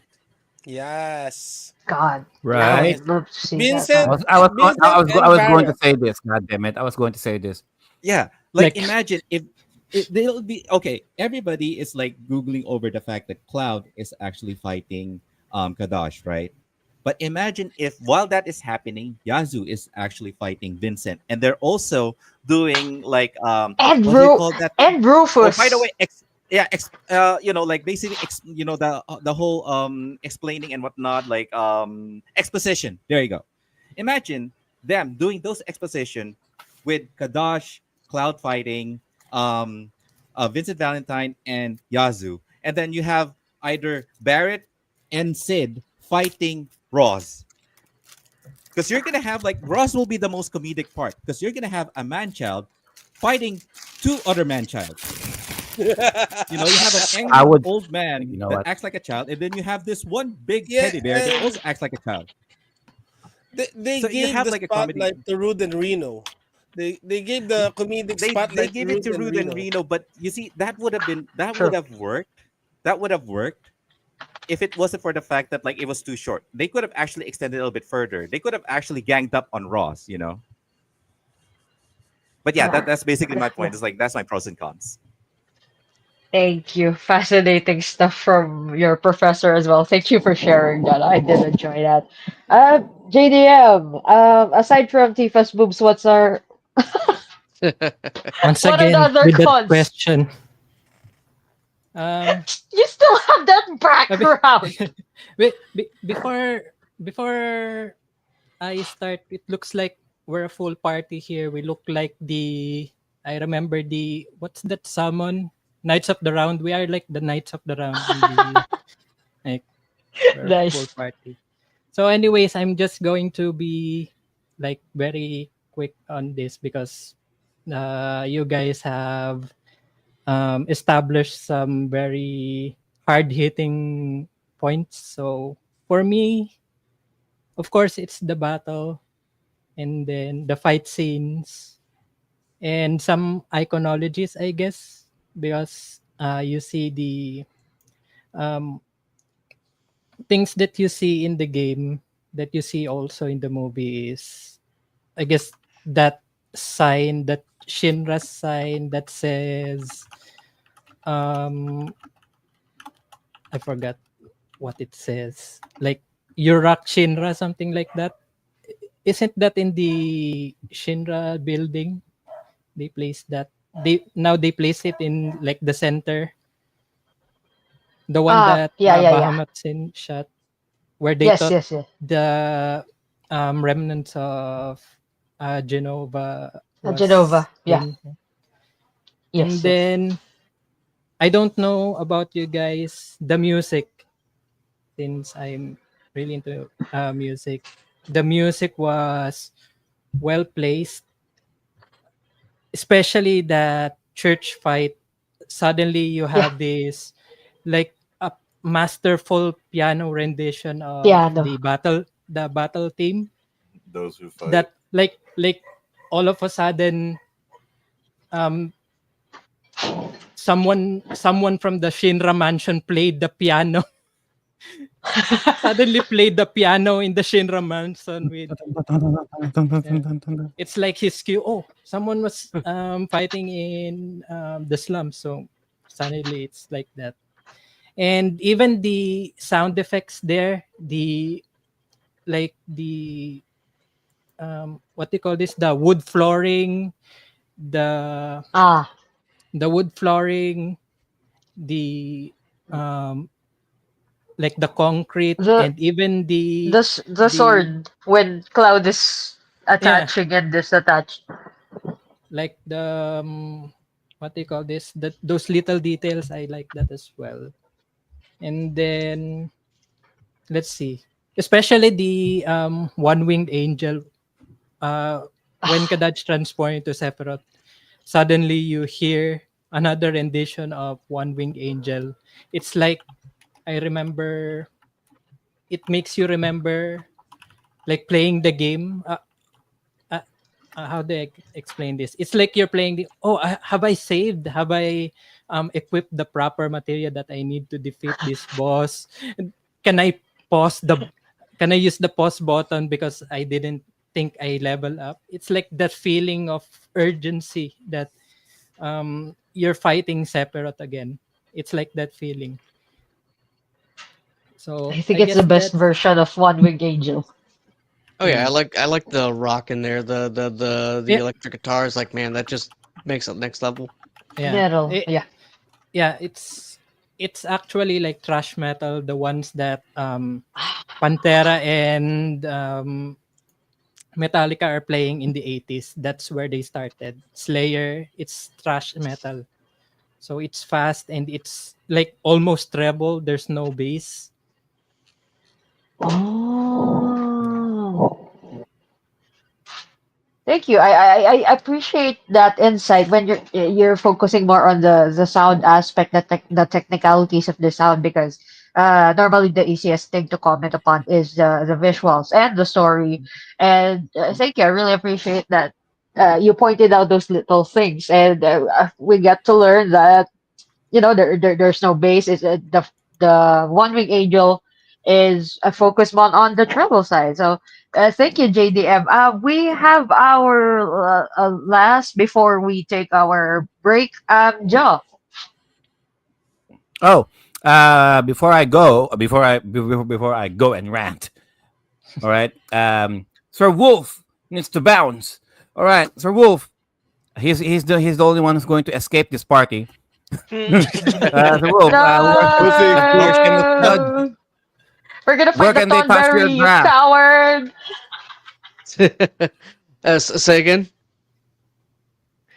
Uh, Where can they touch Shameless your plug. grass? Where can they touch where your can I graph? touch? I go live pretty much almost every day on Twitch. Wolfram37. Just search that up right there through Twitch. And again, just been recently playing some Red Dead. But I see the what Star Wars Fortnite collab is gonna be going away soon. So I might do something when I get home later today. But yeah, almost. Streaming pretty much almost every day. Like only days I'm not streaming are Fridays, and that's on rare occasion. If Pathfinder gets canceled, then hey, streaming almost every day, basically every day at that point. And final thoughts of Final Fantasy VII Advent Children. What's your message to the people who have not watched it yet? Final thoughts. If you haven't played the game but you want to watch the movie, just look up like a story explained kind of thing. If you really don't, I mean, you'll be missing out on the opportunity to play it. But just for the understanding, it's much better going in with the understanding than if you didn't. If you go ahead and watch the movie without playing the games, without understanding what the characters have been through, some stuff might be you might misinterpret some stuff. So I would definitely recommend getting knowledge about the game firsthand before watching it. Otherwise, though, my final thoughts of it is if you already have watched it, if you want to think about it, it's like, is it still worth it to come back to, in 2025?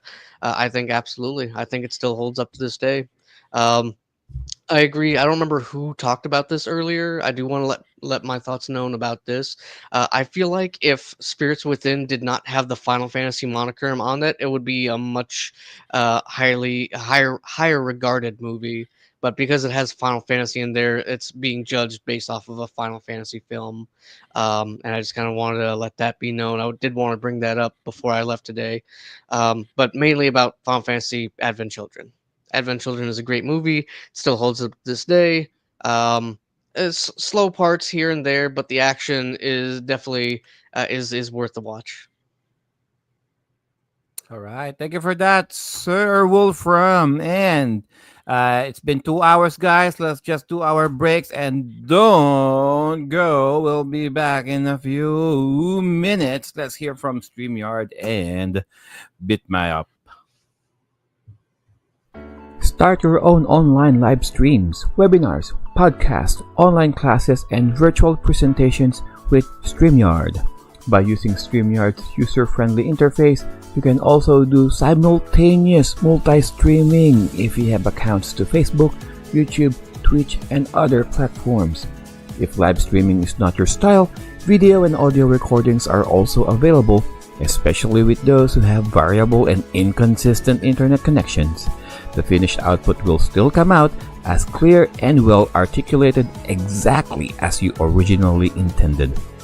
You can also customize the appearance of your presentation, like green screen effects, facial touch-ups to smoothen out those facial blemishes, multiple cameras for multiple guests joining in the discussion, your own wallpaper on the background, adding your own logo as a watermark, sharing videos from your own computer or other website for added visual aids with or without audio, uploading your own background music if you wish to set the mood when talking, and lots more. Before you can enjoy all of the wonderful full features of StreamYard, you can start with a 14-day free trial by using our link. Not only that you are supporting the Timeless Gamers Show, but you can see it for yourself how easy it is using StreamYard. Do you like playing video games? Do you like reading about history? Do you like learning about video game history? Then you should give yourself the gift of owning some video game history books from BitMap. Since 2014, BitMap Books have published numerous colorful and well-detailed hardbound books about video games ranging from the different video game consoles of old and the various video game genres that will surely pique the interest of its core fan base. BitMap's team of global video game journalists, players, and illustrators have produced numerous award-winning titles that celebrate the software, hardware, and developers that laid down the foundations for the billion-dollar video game industry we all know and love today. International shipping is also available with careful and considerate packaging from BitMap Books. If you don't want to take my word for it, then you can believe the people, almost 10,000 satisfied customers who submitted their glowing written reviews and video reviews after receiving their books from BitMap. By ordering your first BitMap book using our link, you will also be supporting the Timeless Gamers Show in spreading our love of video games and their rich history. All right, thank you for that, Bitmap and Streamyard. Okay, so my turn. So strengths and weaknesses. So the people here already delivered their rants in regarding with the question. So I might piggyback on a few. All right. One of the things that okay, strengths, both really the fight scenes. All right. I appreciate that we're focusing on Cloud, but why are we spending way too much time with the Turks, with Reno and Rude? Why? Yes. And again, this is coming from a person who has not played Final Fantasy VII, the original, okay, the game, all right? And even I can tell, why are we spending way too much time on these fools? Where's the party? I mean, where the other people at? Like they only showed up like what? During the later half of the movie. I would have appreciated so if the main goal here is providing comedic effect, okay, some comedic factor for the movie because the movie is so dark, the movie is so drier, all right, everything is so depressing, all right, we need some laughs here.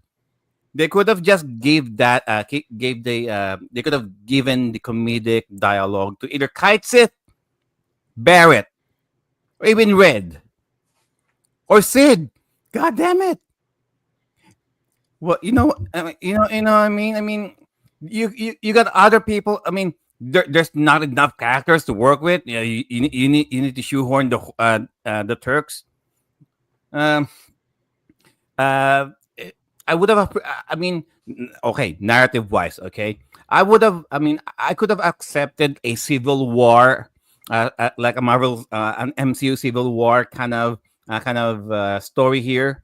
Like, why is Cloud's the only one who had geostigma? I mean, out of all of the party, he's the only guy who has geostigma. This is supposed to be a world. This is a pandemic situation for them, and Cloud's the only one who has them. If like Shin mentioned, if Marlene got it, so that will mobilize Barrett, right? Like, for example, if Sid or maybe Yuffie, if the people from Yuffie's village got the geostigma, that will mobilize Yuffie, right? Sid Sid could have. I mean, he's above on the high wind. He could have gotten the same condition. Like it's baffling to me. They just disregard everybody else and they just focus more on Cloud and Tifa. And I understand why it has to be them. All right, but they did everybody else dirty here. All right. Um. So okay. So how many times did Cloud fought the three silver-haired men? Because guys, officially that's what they are called. Okay, the silver-haired men, the HM. Okay, the SHM. Okay, that's what they are officially called, the silver-haired men. How many times did Cloud Three fought times? this? And I'm like, why? So there's this scene during the children rescue, right? When Vincent came in, Shin already mentioned this earlier. So he almost had this kind of a shootout with Yazoo. Oh, I would have accepted it if Yazoo was was so impressed with what Vincent did, and they could have made an angle with Vincent versus Yazoo at the climax of the movie. Have a bullet versus bullet kind of match. So you got I would say Barrett and Vincent will have a shootout with Yazoo, and then a melee fight between Laws, Sid, and Tifa. Throw Yuffie in there for all I care. You know what I mean. Give this people something to do. You know what? I would say uh, have so all of the projectile ones. So Vincent, you got Yuffie, you got Barrett, fight Yazoo. You got your melee ones. You got Red, fight Kit, and Sid, fight Laws, right? And then have Cloud fight. Um, and you know what? They could have made like a sparring shot. If I'm the storyteller here from the director, I would have done it something like that. You know, Like I mean, 300. Or something like One 300. Piece. You mean yeah, so, something like One Piece, wherein since you're gonna be introducing new characters out of thin air, you might have done it equal parts of equal number of parts, or how many cast members will be participating. Have them right, an equal, have them get more showcase, have them more correct. something to really really highlight them. Not they became like NPCs at that point. Yeah, if we are going to establish here that if the three silver-haired men is basically the remnant of Sephiroth, so by that definition, they are hella strong. One third of Sephiroth to make three, three in one a Sephiroth. So if we are going to establish that fact, then that means that each one is almost as strong as Sephiroth. Okay, not Cloud just trying to overpower all three. I mean, it's not. I mean, for me, it's not. I mean, it's not that. I mean, for me, it's. I don't think Cloud is that strong. I mean, yeah, sure. I mean, he's strong Yes. as the game portrays us, but He's not strong. He's actually very weak, right, in my opinion. it's very weak. I mean, in the Sokka is game strong. because even in the game, you need at least three people to beat Sephiroth, right? So I mean, to me, all right, to me, I mean, having a one-on-one fight with Sephiroth, I mean, dude, even in the game, you're not able to do it alone anyway. You have to fight with someone else with you to beat Sephiroth. All right, so I mean, you know what I'm saying. So might as well have if they are really that strong, at least three on three versus one for each give something for all of your party members something to do. All right, give them some motivation to uh to contribute more to the story, not just give everything to Cloud just because he's grieving, dude. I mean, I can relate, okay. Trying to I mean, what's the old Filipino saying? Mahirap ang paglaban sa multo. It's really hard. Ah, All right, it's hard. yep, It's hard to compete with a ghost. All right, especially uh, yep. it's hard to compete with a ghost. Okay, and and, let's not forget. So this is a story of Cloud dealing with grief. All right, he's looking for a place to die. In my book, Yeah. the way he acts, like he is so grief stricken, like he's just looking for a way to die. All right. If there's no cure for geostigma, he would have accepted his death eventually if there was no cure for the geostigma. Okay. He's so guilty. He's still stuck with that grief of letting Ares die in the hands of Sephiroth. Okay. And then yeah. If it's not, I mean, oh, I don't think anybody else mentioned this. If people said that the CGI is okay, yes. However, I would say not everybody got the same treatment that like they did with Cloud. With Cloud, there's a lot more texture in his face. Everybody else got nothing. They're all smooth, like PS2 graphics smooth. They're Instagram NPC filter. smooth. No pores. Yeah. If you're gonna look at a few characters here, like Reno, like he looks like a whitish mannequin almost, and everybody else the same. Boiled egg. Uh, I think most of the budget trying to render his hair and Yes. Tifa's boobs. I don't know. Anyway, uh, there's a lot more. Can't even see them. There's a That's lot more. why I Oh, Branding I think can there are the do about pretty lines in her suit, so there's like that. let's talk about okay the centipede jump. Okay, what's the point of that?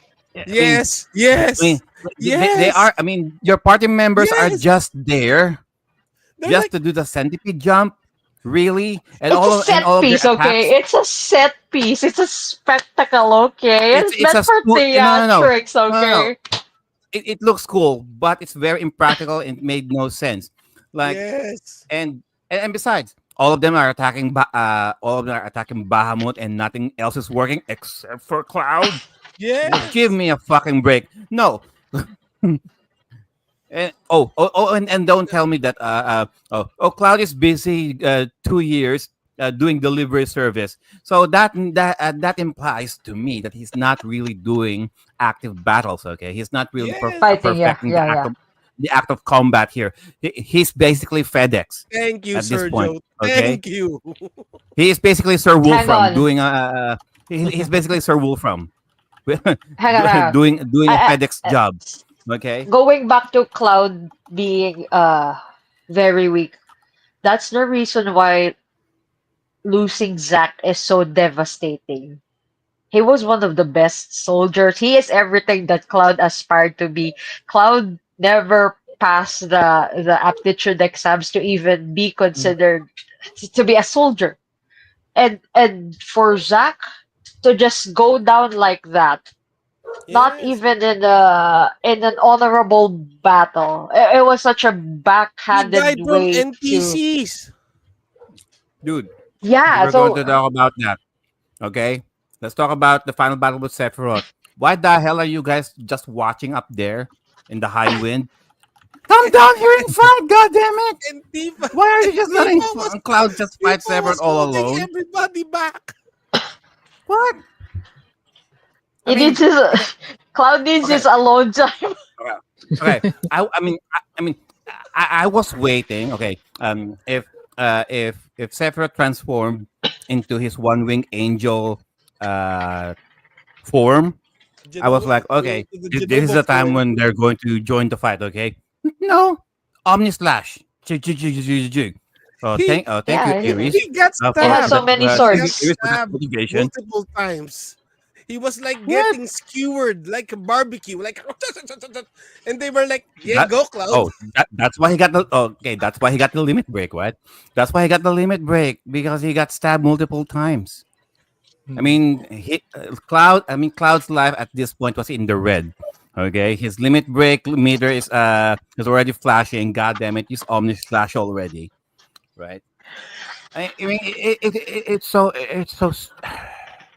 He's I don't want wearing to the say plot stupid. armor. Don't forget. He's Okay, wearing the plot. I mean, there's just so many wasted potential in this movie. Yeah, I know. So Yeah. okay, if we're just doing a fan service, okay. I mean, even Sir Joel had to draw the line in fan service. Okay. Pretty Yes, much, and yeah. Anyway, they were not limit giving break. fan service, and there was I didn't see the fan service. Mm. And they Okay. they they didn't even give Okay. time for Cheng and Elena, I'm, which I was I'm ranting Yeah, way yeah, too yeah. much. There's so much more I can say, but go ahead. I'm Messina, go. Mhm. Wait, okay, let's rein it all back. My next question for you guys, taking into consideration everything that we've talked about so far, what do you think would be the best approach when it comes to adapting video games into uh a video format, whether it be movie or series, would you think it would be better for it to be live action, like The Last of Us, or do you think it should be animated, like the Super Mario one? So, what are your thoughts on that? Let's start with you, Drew. Well, if you're gonna do an adaptation that's really, really enjoyable, true to the source, the best example for this would be Watchmen. If you read the book of Watchmen and you watch the movie of Watchmen, it is an almost one-to-one adaptation of what you would have read, what you would have felt, and that is a Watchmen very, was good. very good way, a very good way to Watchmen was be good. able to but it was to long. encapsulate, to be able to give the fans what they want. And that's one of the few movies that I really have a nitpick when it comes to adaptation, because they did it like it's like a movie that would feel the same way how you read the comic book.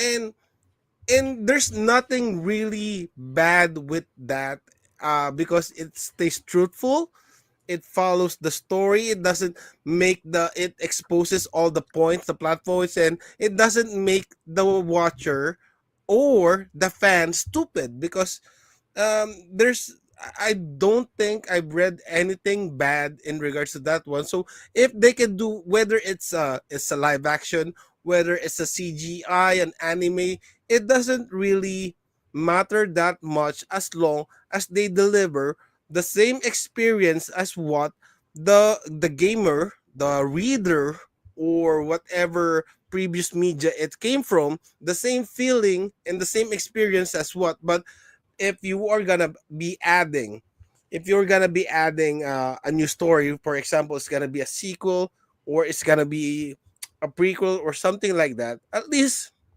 deliver the key points, be able to showcase, for example, like Advent Children, if you have multiple cast members, be able to showcase those cast members, be able to deliver the story in a way that's if it's gonna be limited, at least be snappy on it, at least do not require the watcher to read or play or something that takes them out of their element, and do not, if it's a movie, you need to be able to consider that not everyone was able to play the game or read the source material or something, but also be able to be respectful to the ones that did.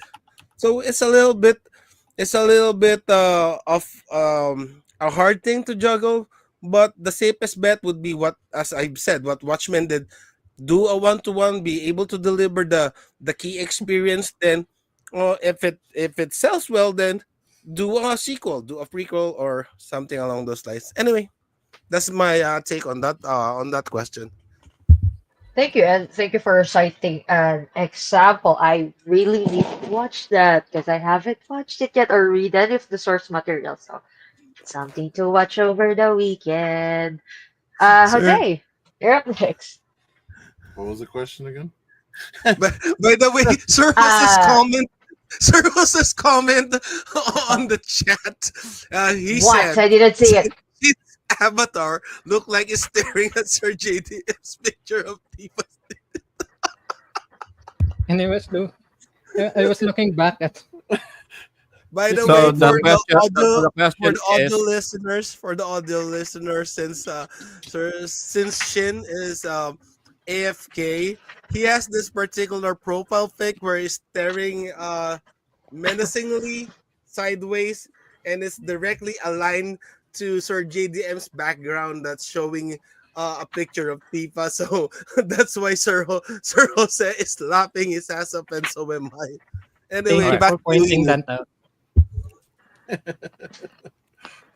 So the I'm question is for pretty. Sir Jose, 3D or live action? Go. Oh, 3D or live action. I think 3D would be better. I think all around you'd get less complaints, because if you went live action, you'd be like, "Oh, that guy doesn't even look like so and so, or oh, they could have picked this guy, or this guy doesn't. He looks like it, but he doesn't sound like him. Going CGI, just you'll completely Never not make forget the not make Dragon Ball everyone live happy. action. Not I make was everyone about happy, because even with the Super Mario movie, everyone was like, "Oh, like why did you guys get him to do Mario's voice?" But it'll look better. It'll look better in the long run. Hmm. So JDM next.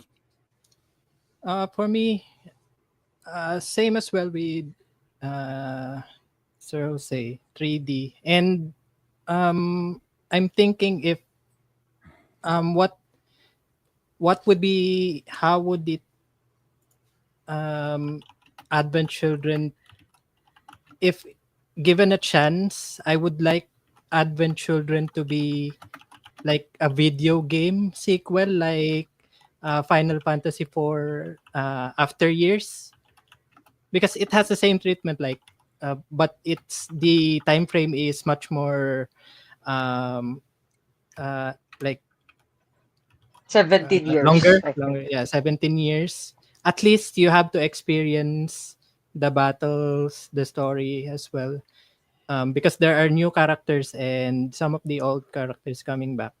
And then it would be also better off as a like a mini series to make more character development for the other characters of the former Avalanche uh, members. There would be an episode centric for the Turks, the Avalanche, and those kids who had geostigma. So it would be it would be longer. The production will be longer, and it won't be cramped Avalanche! into a movie. There's only gonna be two members there. All right. I think So they want you Joel. to. I think they want you to read the book and watch those two shorts, because there's the On the Way to a Smile collection of short stories, and then there's the This is Last like Order. Kingsglaive Yeah, all and over then again. there's an animated short story from On the Way to a Smile about Denzel.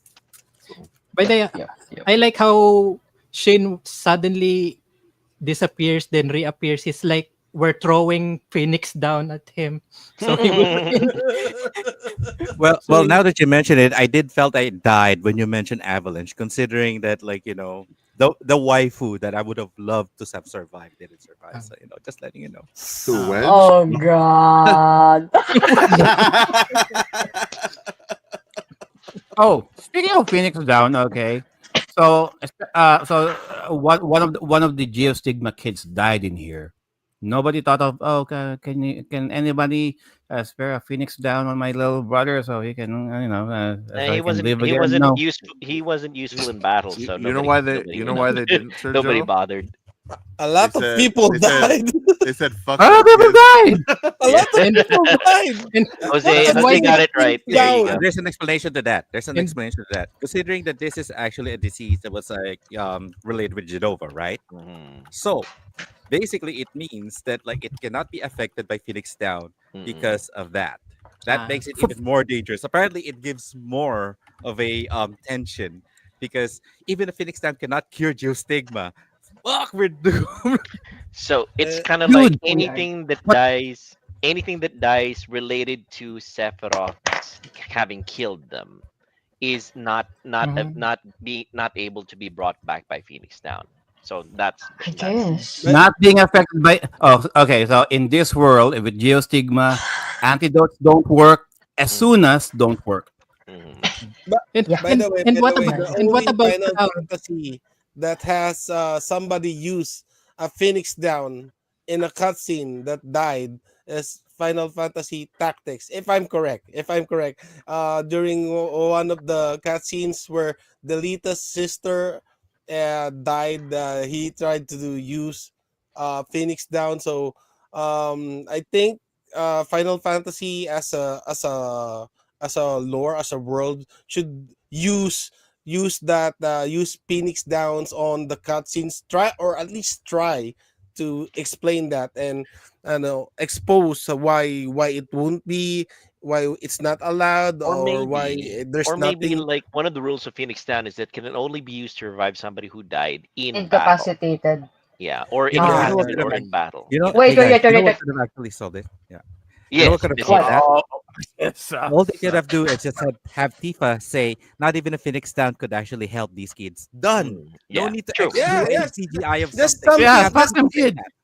You were Wait, about to wait, say wait, explain something, it. wait. Miss Just Messino. You were about to say something, Messino. Go ahead. Since we're talking about, seeing the in-universe application of the Phoenix Down, Hmm. what we mentioned earlier, Montium's Dead Fantasy, they have a perfect example there of how they use the Phoenix Down. It's on Mm. YouTube, the whole series. What You for know, I erectile think speaking of after this dysfunction? Monty, that's episode, I'm so. gonna go down a rabbit hole of watching that Dead Fantasy. I haven't watched that. You know, it's Oh, It's funny you guys mentioned you're gonna so Monty. love good. it. It's Man, good. You're gonna like It's love good. bless It's his it. good. soul, like rest in peace, It's man. good. I didn't even realize back in the day, like when I was still a college student, that the guy that I was actually having a chat about Dance Dance Revolution, and like, no, I can do this. Oh, I can actually do that kind of round too. Oh, that's amazing. Like the guy that I'm actually talking to about DDR is actually Monty. Like I Holy did not shit! know it's true. Like this is back in the Deviant Art chat days, right? So Shit! you have like, and I was like looking back at it, I was like, oh, so you're using like game assets. Oh, that's nice, man. Oh man, so how did you like me just asking him how he does it, and he's just like being open about it. And little did I know that like in the future, that's what it became to. And then like when he get did the whole Dead Fantasy, and then like the whole thing with Halo versus Thingamajig, I was like, oh my god, this is the same guy. And then like the worst part about it is like when we were talking to each other, we were talking in English. So I didn't even know he was Filipino. Huh? He's Yeah, Yeah, Filipino? that's the yeah, he beauty. is. That's the beauty of forums. That's the beauty of Yeah, forums. The You don't know. Since people are not really open about, and you can't really view their profiles and whatnot, you just have this avatar made up This is name, this is the and second you're time just we've blown anonymous to each and Messino's mind on everyone. this show. Like we're talking like in Timeless Gamers show. Right there. She's you're incapacitated dealing right now. with Somebody dinosaurs. toss her a You know Phoenix down. Go what do you ahead. expect? Okay, toss some Phoenix down on her. All right. Okay, so A to bit. close the Um. argument, the explanation All right. is nano machines. All right. So, let's continue. Okay, Ah. let's continue with the question. Shin boy. Um, 3D or live action? I Yeah, would for the say adaptation. for adaptation, I will suggest to actually go with whatever the format that they use 3D. Like for instance, the best example that I would say is that like Guilty Gear, when they do their episodical animation thingamajig that you actually include along with the DLC. Now, if they want to make money out of it, make it like just what like JDM said. Make it an episodical thing. Just have it in Netflix, Amazon, whatever. Make it like an episodical thing, and then like have people pay money for it instead of just trying to actually go for this whole big gigantic 2-hour movie. Yes, I agree that like everybody misses the day, so we can all go to theaters and watch a movie and just be blown away. But like in this day and age where everybody would love to actually have more exposition, more expansion on the stories and characters and whatnot, just make it an episodical thing.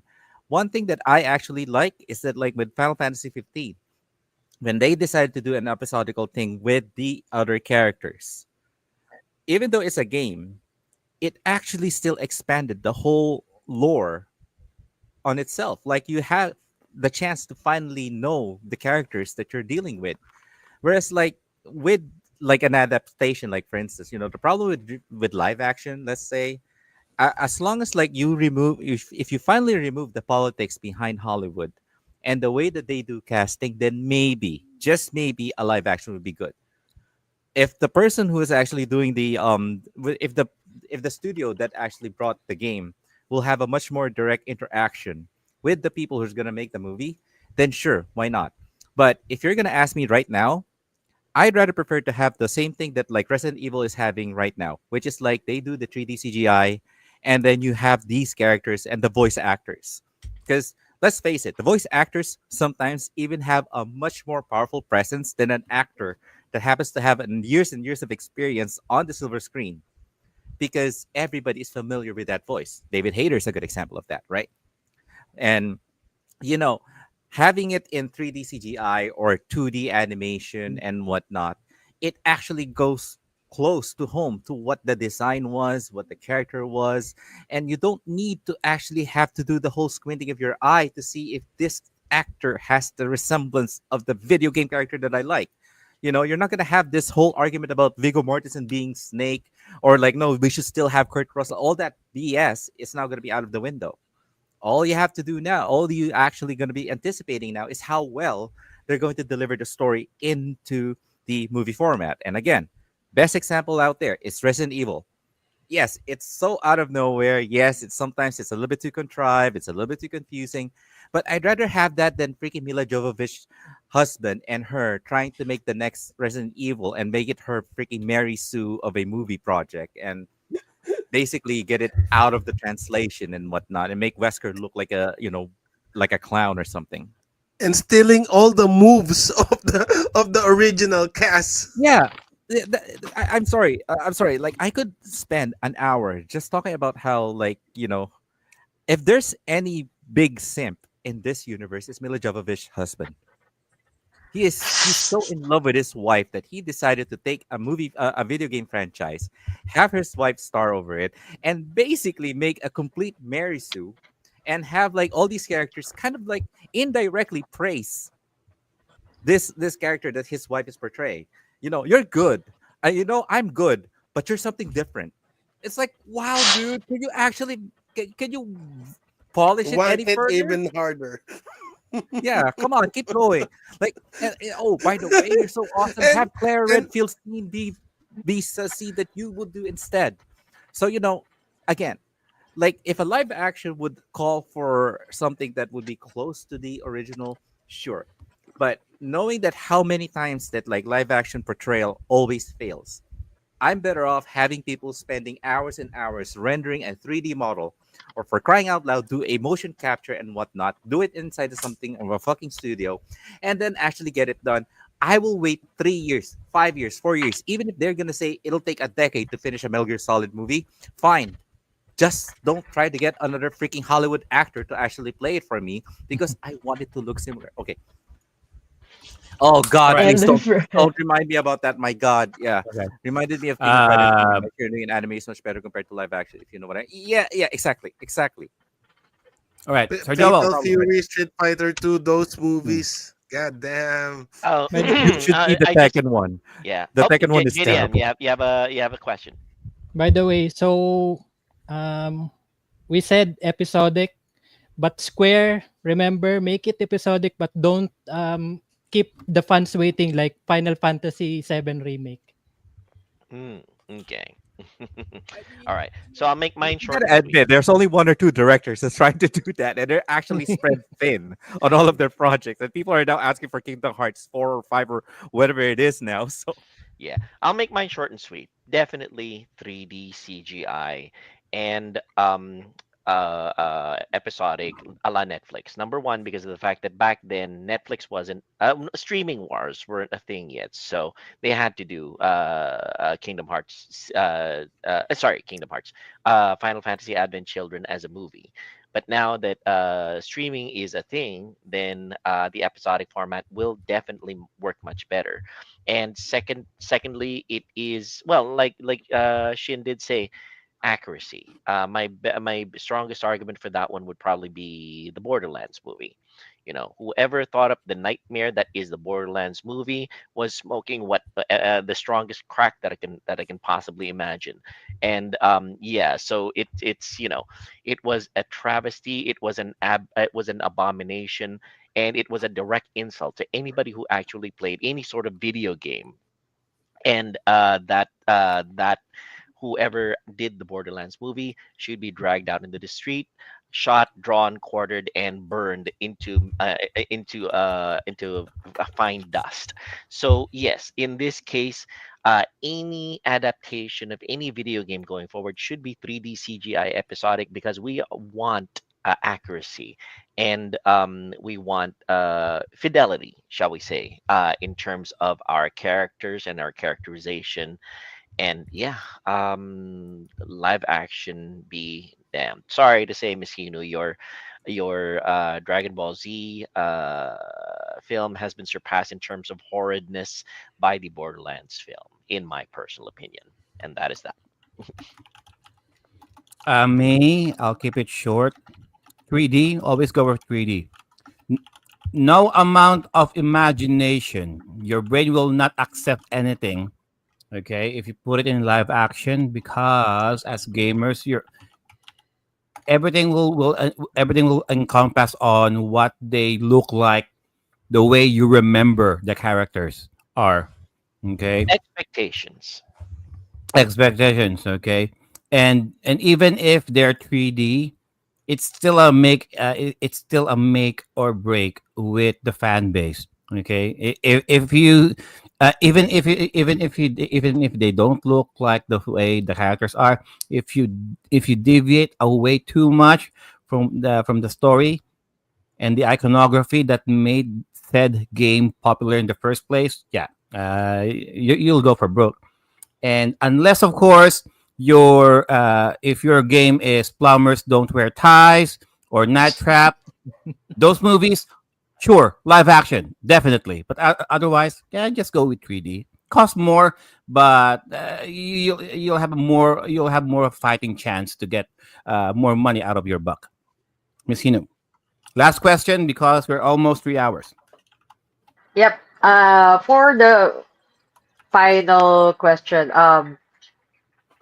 two questions actually. Do you think Square Enix should continue making movies in the future? And the follow-up would be, how would you rank the three Final Fantasy movies? Spirits Within, Kingsglaive, Kingsglaive, and Advent Children. I'm gonna go first. Yeah, I would still like to see what kind of graphical fidelity they're gonna reach in the future, and I hope they learn from the past mistakes of the previous three movies. For my ranking, it's gonna be Kingsglaive last, second is Spirits Within, first is Advent Children. Next, Drew. Ranking Spirits Within last, Advent Children second, and King's Glaive first. So I like King's Glaive better than Advent Children. Just the storytelling and how they presented it, and dilly dally shilly shally. Anyway, for them making more, it depends if they're gonna be halting other projects, other gaming projects to be able to make more movies. Then definitely no.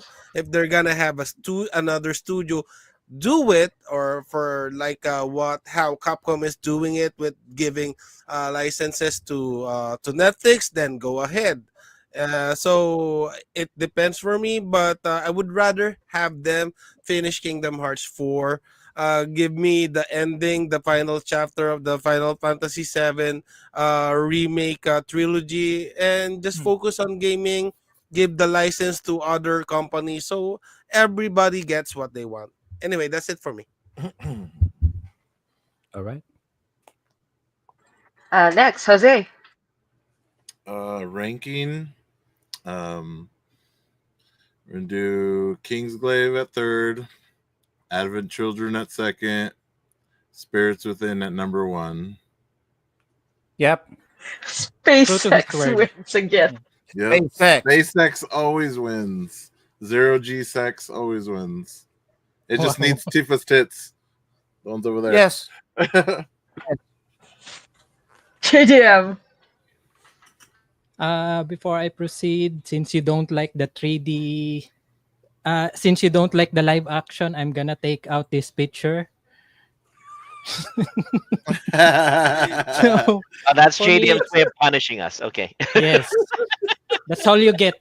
Um, so for me, since I didn't really haven't really played Final Fantasy 15, so it's in the list for me. Second will be Spirits Within, and then first, of course, it's going to be Advent Children.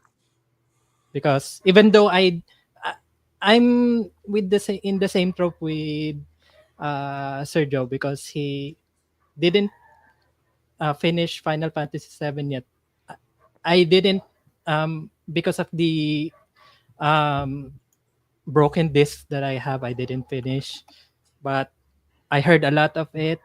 I heard a lot of stories, and still I was able to um, like capture the story, and I think it's a great fan service for the fans of Final Fantasy VII. So that's it for me.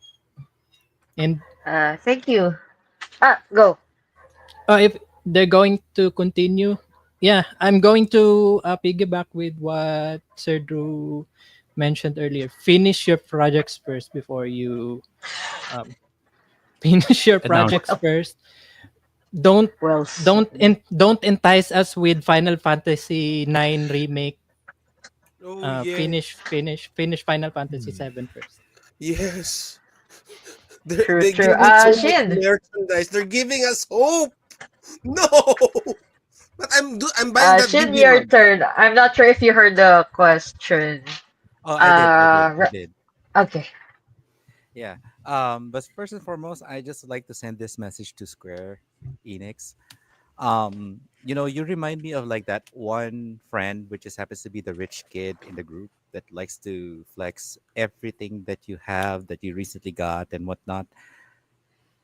It gets tiring in the end because in friendship what you count for is accountability, right, and the consistency of your presence as a friend, not the flexing of whatever you got every single day. It gets tiring, right? That goes to show with the same way that you guys tend to do with like technology and like the features that you guys have with the upcoming games that you have. you know 10 years ago, try to show us like the capability of whatever engine that you guys have to show that whatever the future Final Fantasy game would be, it's starting to get old, honestly.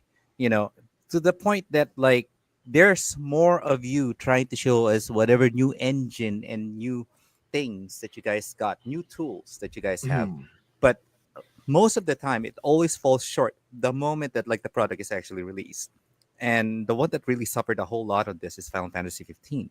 How many reiteration and how many rebirth does that game actually need to have? And how many rewriting does it need to take in order for you to finally release it? And then by the time that you've released it, you have to actually rush and pretty much say, well, you know what, we'll just have it do it this way and then have it end it this way.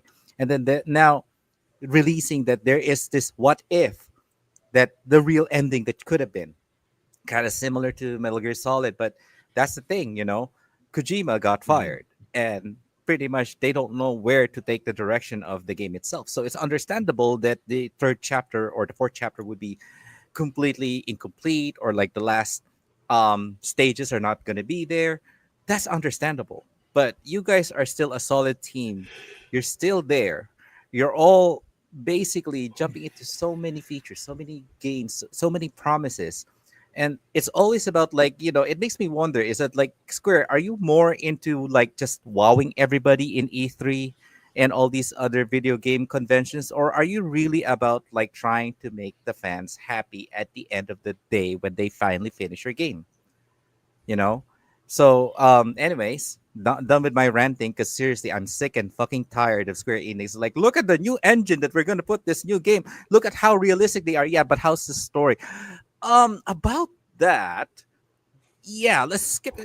Like, I'm sick and tired of that. And honestly, being a fan of Final Fantasy 15, I would have wished that the game would have gone further. But hey, the new game's pretty cool, so yeah, kudos to that. Let's keep it going, guys. Stop it with the new features. We're tired of it. Anyways, my top three are always going to be sorry, I drooled out of there. Um it's going to be like my number three would be actually Advent Children. Number two would have to be Spirits Within. My number one has to be Kingslave because again, Final Fantasy 15 fan. And at the same time, it did something that the other two didn't. And that is that like while I was watching it, I got invested with the character. You know, with Advent Children, I'm already invested because I know the characters, right? In Spirits Within, I have no idea who they are, so I did have to learn to actually, get along with them and whatnot. But the problem with those two movies is that I have this expectations, right? This expectation that this is a Final Fantasy game or this is a Final Fantasy title, so it has to be something out there that would actually make me feel like I'm watching a Final Fantasy movie, right? That's the problem with what I had with Spirits Within. With Final Fantasy, over expectation, with Final Fantasy 7, over expectations because I played the game. Whereas with King's Glaive, I have the expectation this is outside. This happened while, you know, this whole thing was actually unraveling. So it's a side story. So I don't need to worry much about like, Noctis and everybody else. I know that this happened way before that, in a little bit like a few days or a few weeks later. But it actually gave me the feeling that I completely forgot that I was actually watching a Final Fantasy movie because I was more invested with, like the characters. And then at the same time, seeing like this whole thing collapsing, and then you just finally remembered, oh yeah, by the way, this is that game that I actually love. And also, this is that part where, oh my god, oh okay, now that makes sense. Oh, so this happened. Wait, they had that fight. Oh my god! And then like later on, when you finally play the game, you find out that like that blade is actually in there. You have like this nice giggle behind you because you're a part of the inside joke. You know, so yeah. Insightful as always. Thank you. Uh, let's see. Joel? Hmm. All right. So in terms of rankings, as to the films, I'll give two rankings as a moviegoer and as a video gamer. All right. So as a moviegoer, I'll rank the films. Third would be uh, um, Advent Children, lowest rank. Middle would be Kingsglaive, and first would be Spirits Within. Because of the fact that story-wise, Advent Children has the worst pacing and most confusing. Kingsglaive, at least pacing is relatively acceptable, and I can understand the plot even if I have no idea about the game. And number one, Spirits Within. Story wise, as a blank slate, I would go in there and enjoy it the most. Now, as a video gamer, third would be, of course, Spirits Within, not related to Final Fantasy at all. Second would be, Kingsglaive, because of the fact that I would enjoy it as a video game player, but it still sucks because it's a cliffhanger ending.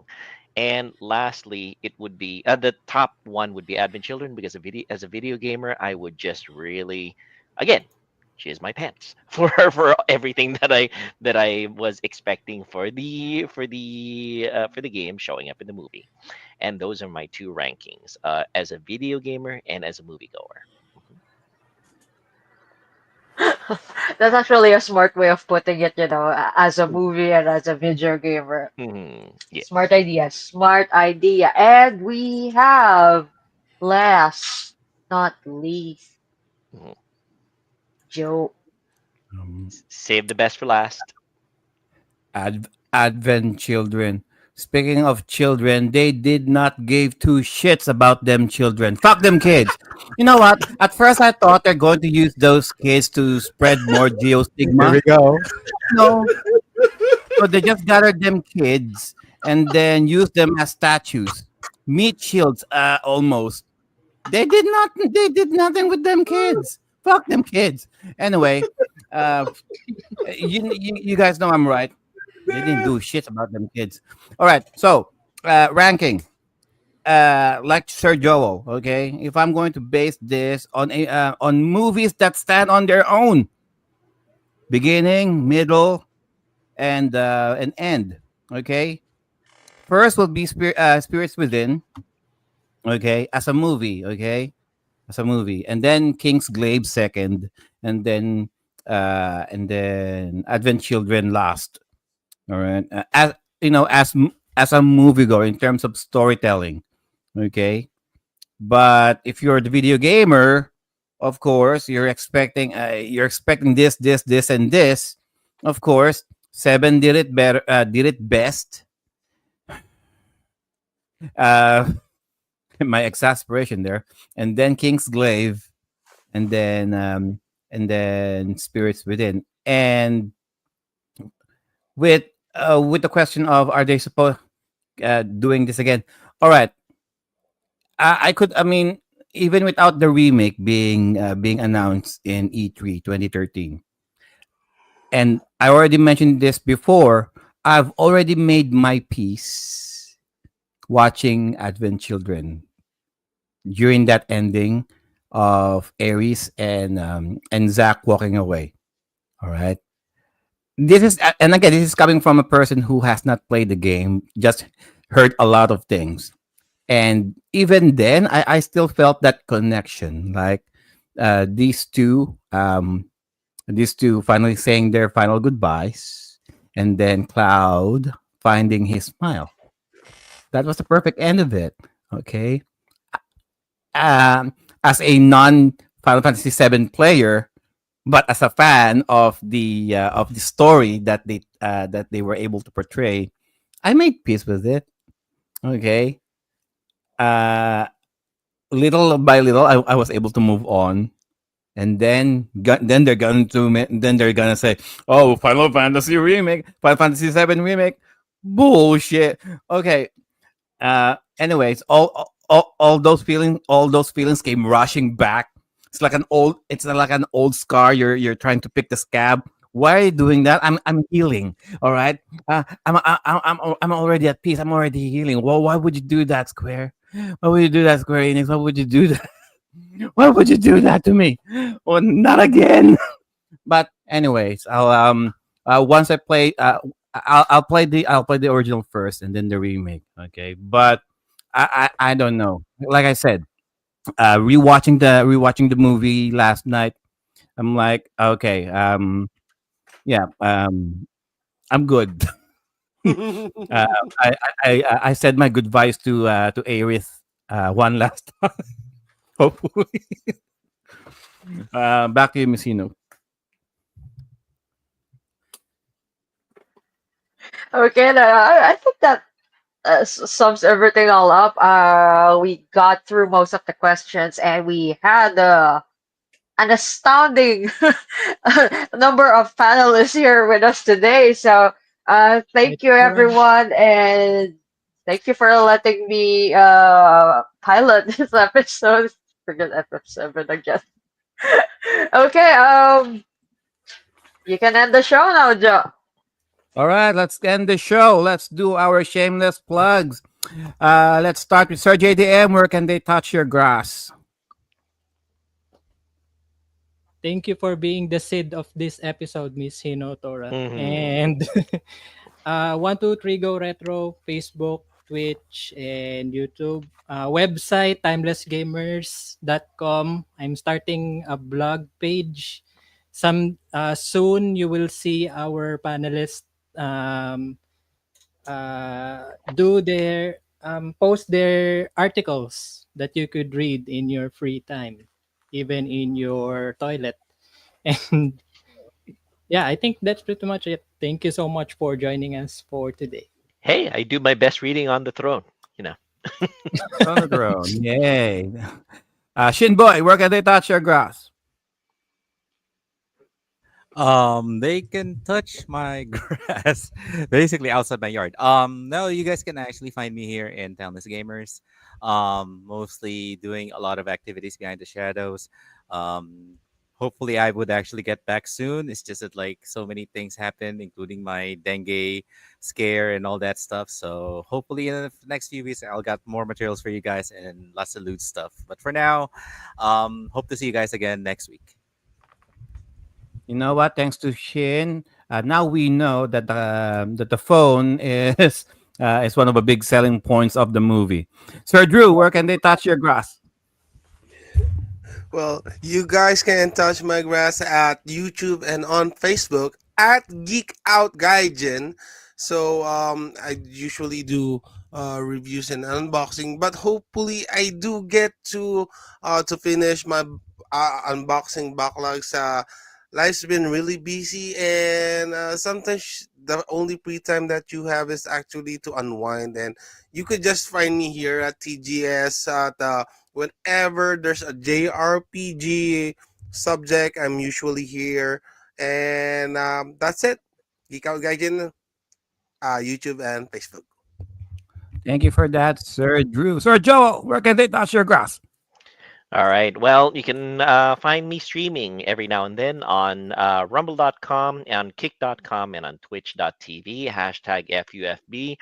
I've been streaming Two Worlds Epic Edition, and hopefully sometime in the near future, I hope to be able to stream Megacopter 2 from Apogee. Absolutely love those classic brands. And yeah, almost always here on Timeless Gamer Show whenever life doesn't get in the way. So thanks very much, everybody, for having stayed this long and enjoyed our rants and raves about Final Fantasy Advent Children. For those of you in the audio version of the podcast, downloading us all the way out in the middle of the sea, thanks very much for patronizing our show as well. Off to you, Joe. All right, thank you for that, Sir Joel. Atlantis matters. Mhm. Sir Jose, where can they touch your grass? Oh, I think you're still on mute. Ha, you can find me on all socials on Dark Gothic Fate. As soon as that blog thing goes up, I'll probably take advantage of that. And that's pretty much it for me. Oh, Spirits Within, the better movie of all of them. That's All All right. right, thank you for that. Thank you for that. One last plug, Sir Jose. Miss Inu, where can they touch your grass? As a Bulbasaur fan, people can touch my grass at Instagram and my Facebook page at Hinotora. Some people may see me randomly posting my game reviews on various gaming groups. And speaking of reviews, I've just made a recent post of my review for the game Serial Cleaners, which is up now both for Facebook and Instagram. Thank you. Back to you. All right, thank you for that, Miss Hinu. Miss Hinu is looking for a gardener. All right. uh, Who will looking for mow a gardener to will tend to that grass. yeah, so we'll mow the lawn freshly every chance. Yeah. Understood. All right. I'm pretty sure it got And, mowed before that operation. That's true. oh, That's no. true. Yeah. All right. Just a plug as well. So for all of you guys who want to educate yourself with the history of video games by genre or by console, just check out BitMap Books by going to our video description below. And for all of you guys who wants to start your own podcast webinars or online meetings, check out Streamyard by checking our description below for a 14-day free trial. And of course, shuffleemporium.com for all of your trading cards, toys, figures, and other anime-related goodies. And of course, you can send your comments, insults, suggestions by sending it to timelessgamers.show at gmail.com. That's timelessgamers.show at gmail.com. And don't forget to check out our website, timelessgamers.com. So simple, timelessgamers.com. There you go. And that is the show, guys. Thank you all so much for staying this long. It's been a while since we did the 3-hour show, but it's Final Fantasy VII, guys. Sure, we'll allow it. And that's it. See you again next week for our season 14 as ender finale. And of course, as always, our games and our bodies may grow out of date, but our gaming experiences will forever remain. Hey, Timeless! Timeless. All right. Enjoy the rest of the weekend, guys, and have a nice botched it. rest. What a botch. Deal with My that. life.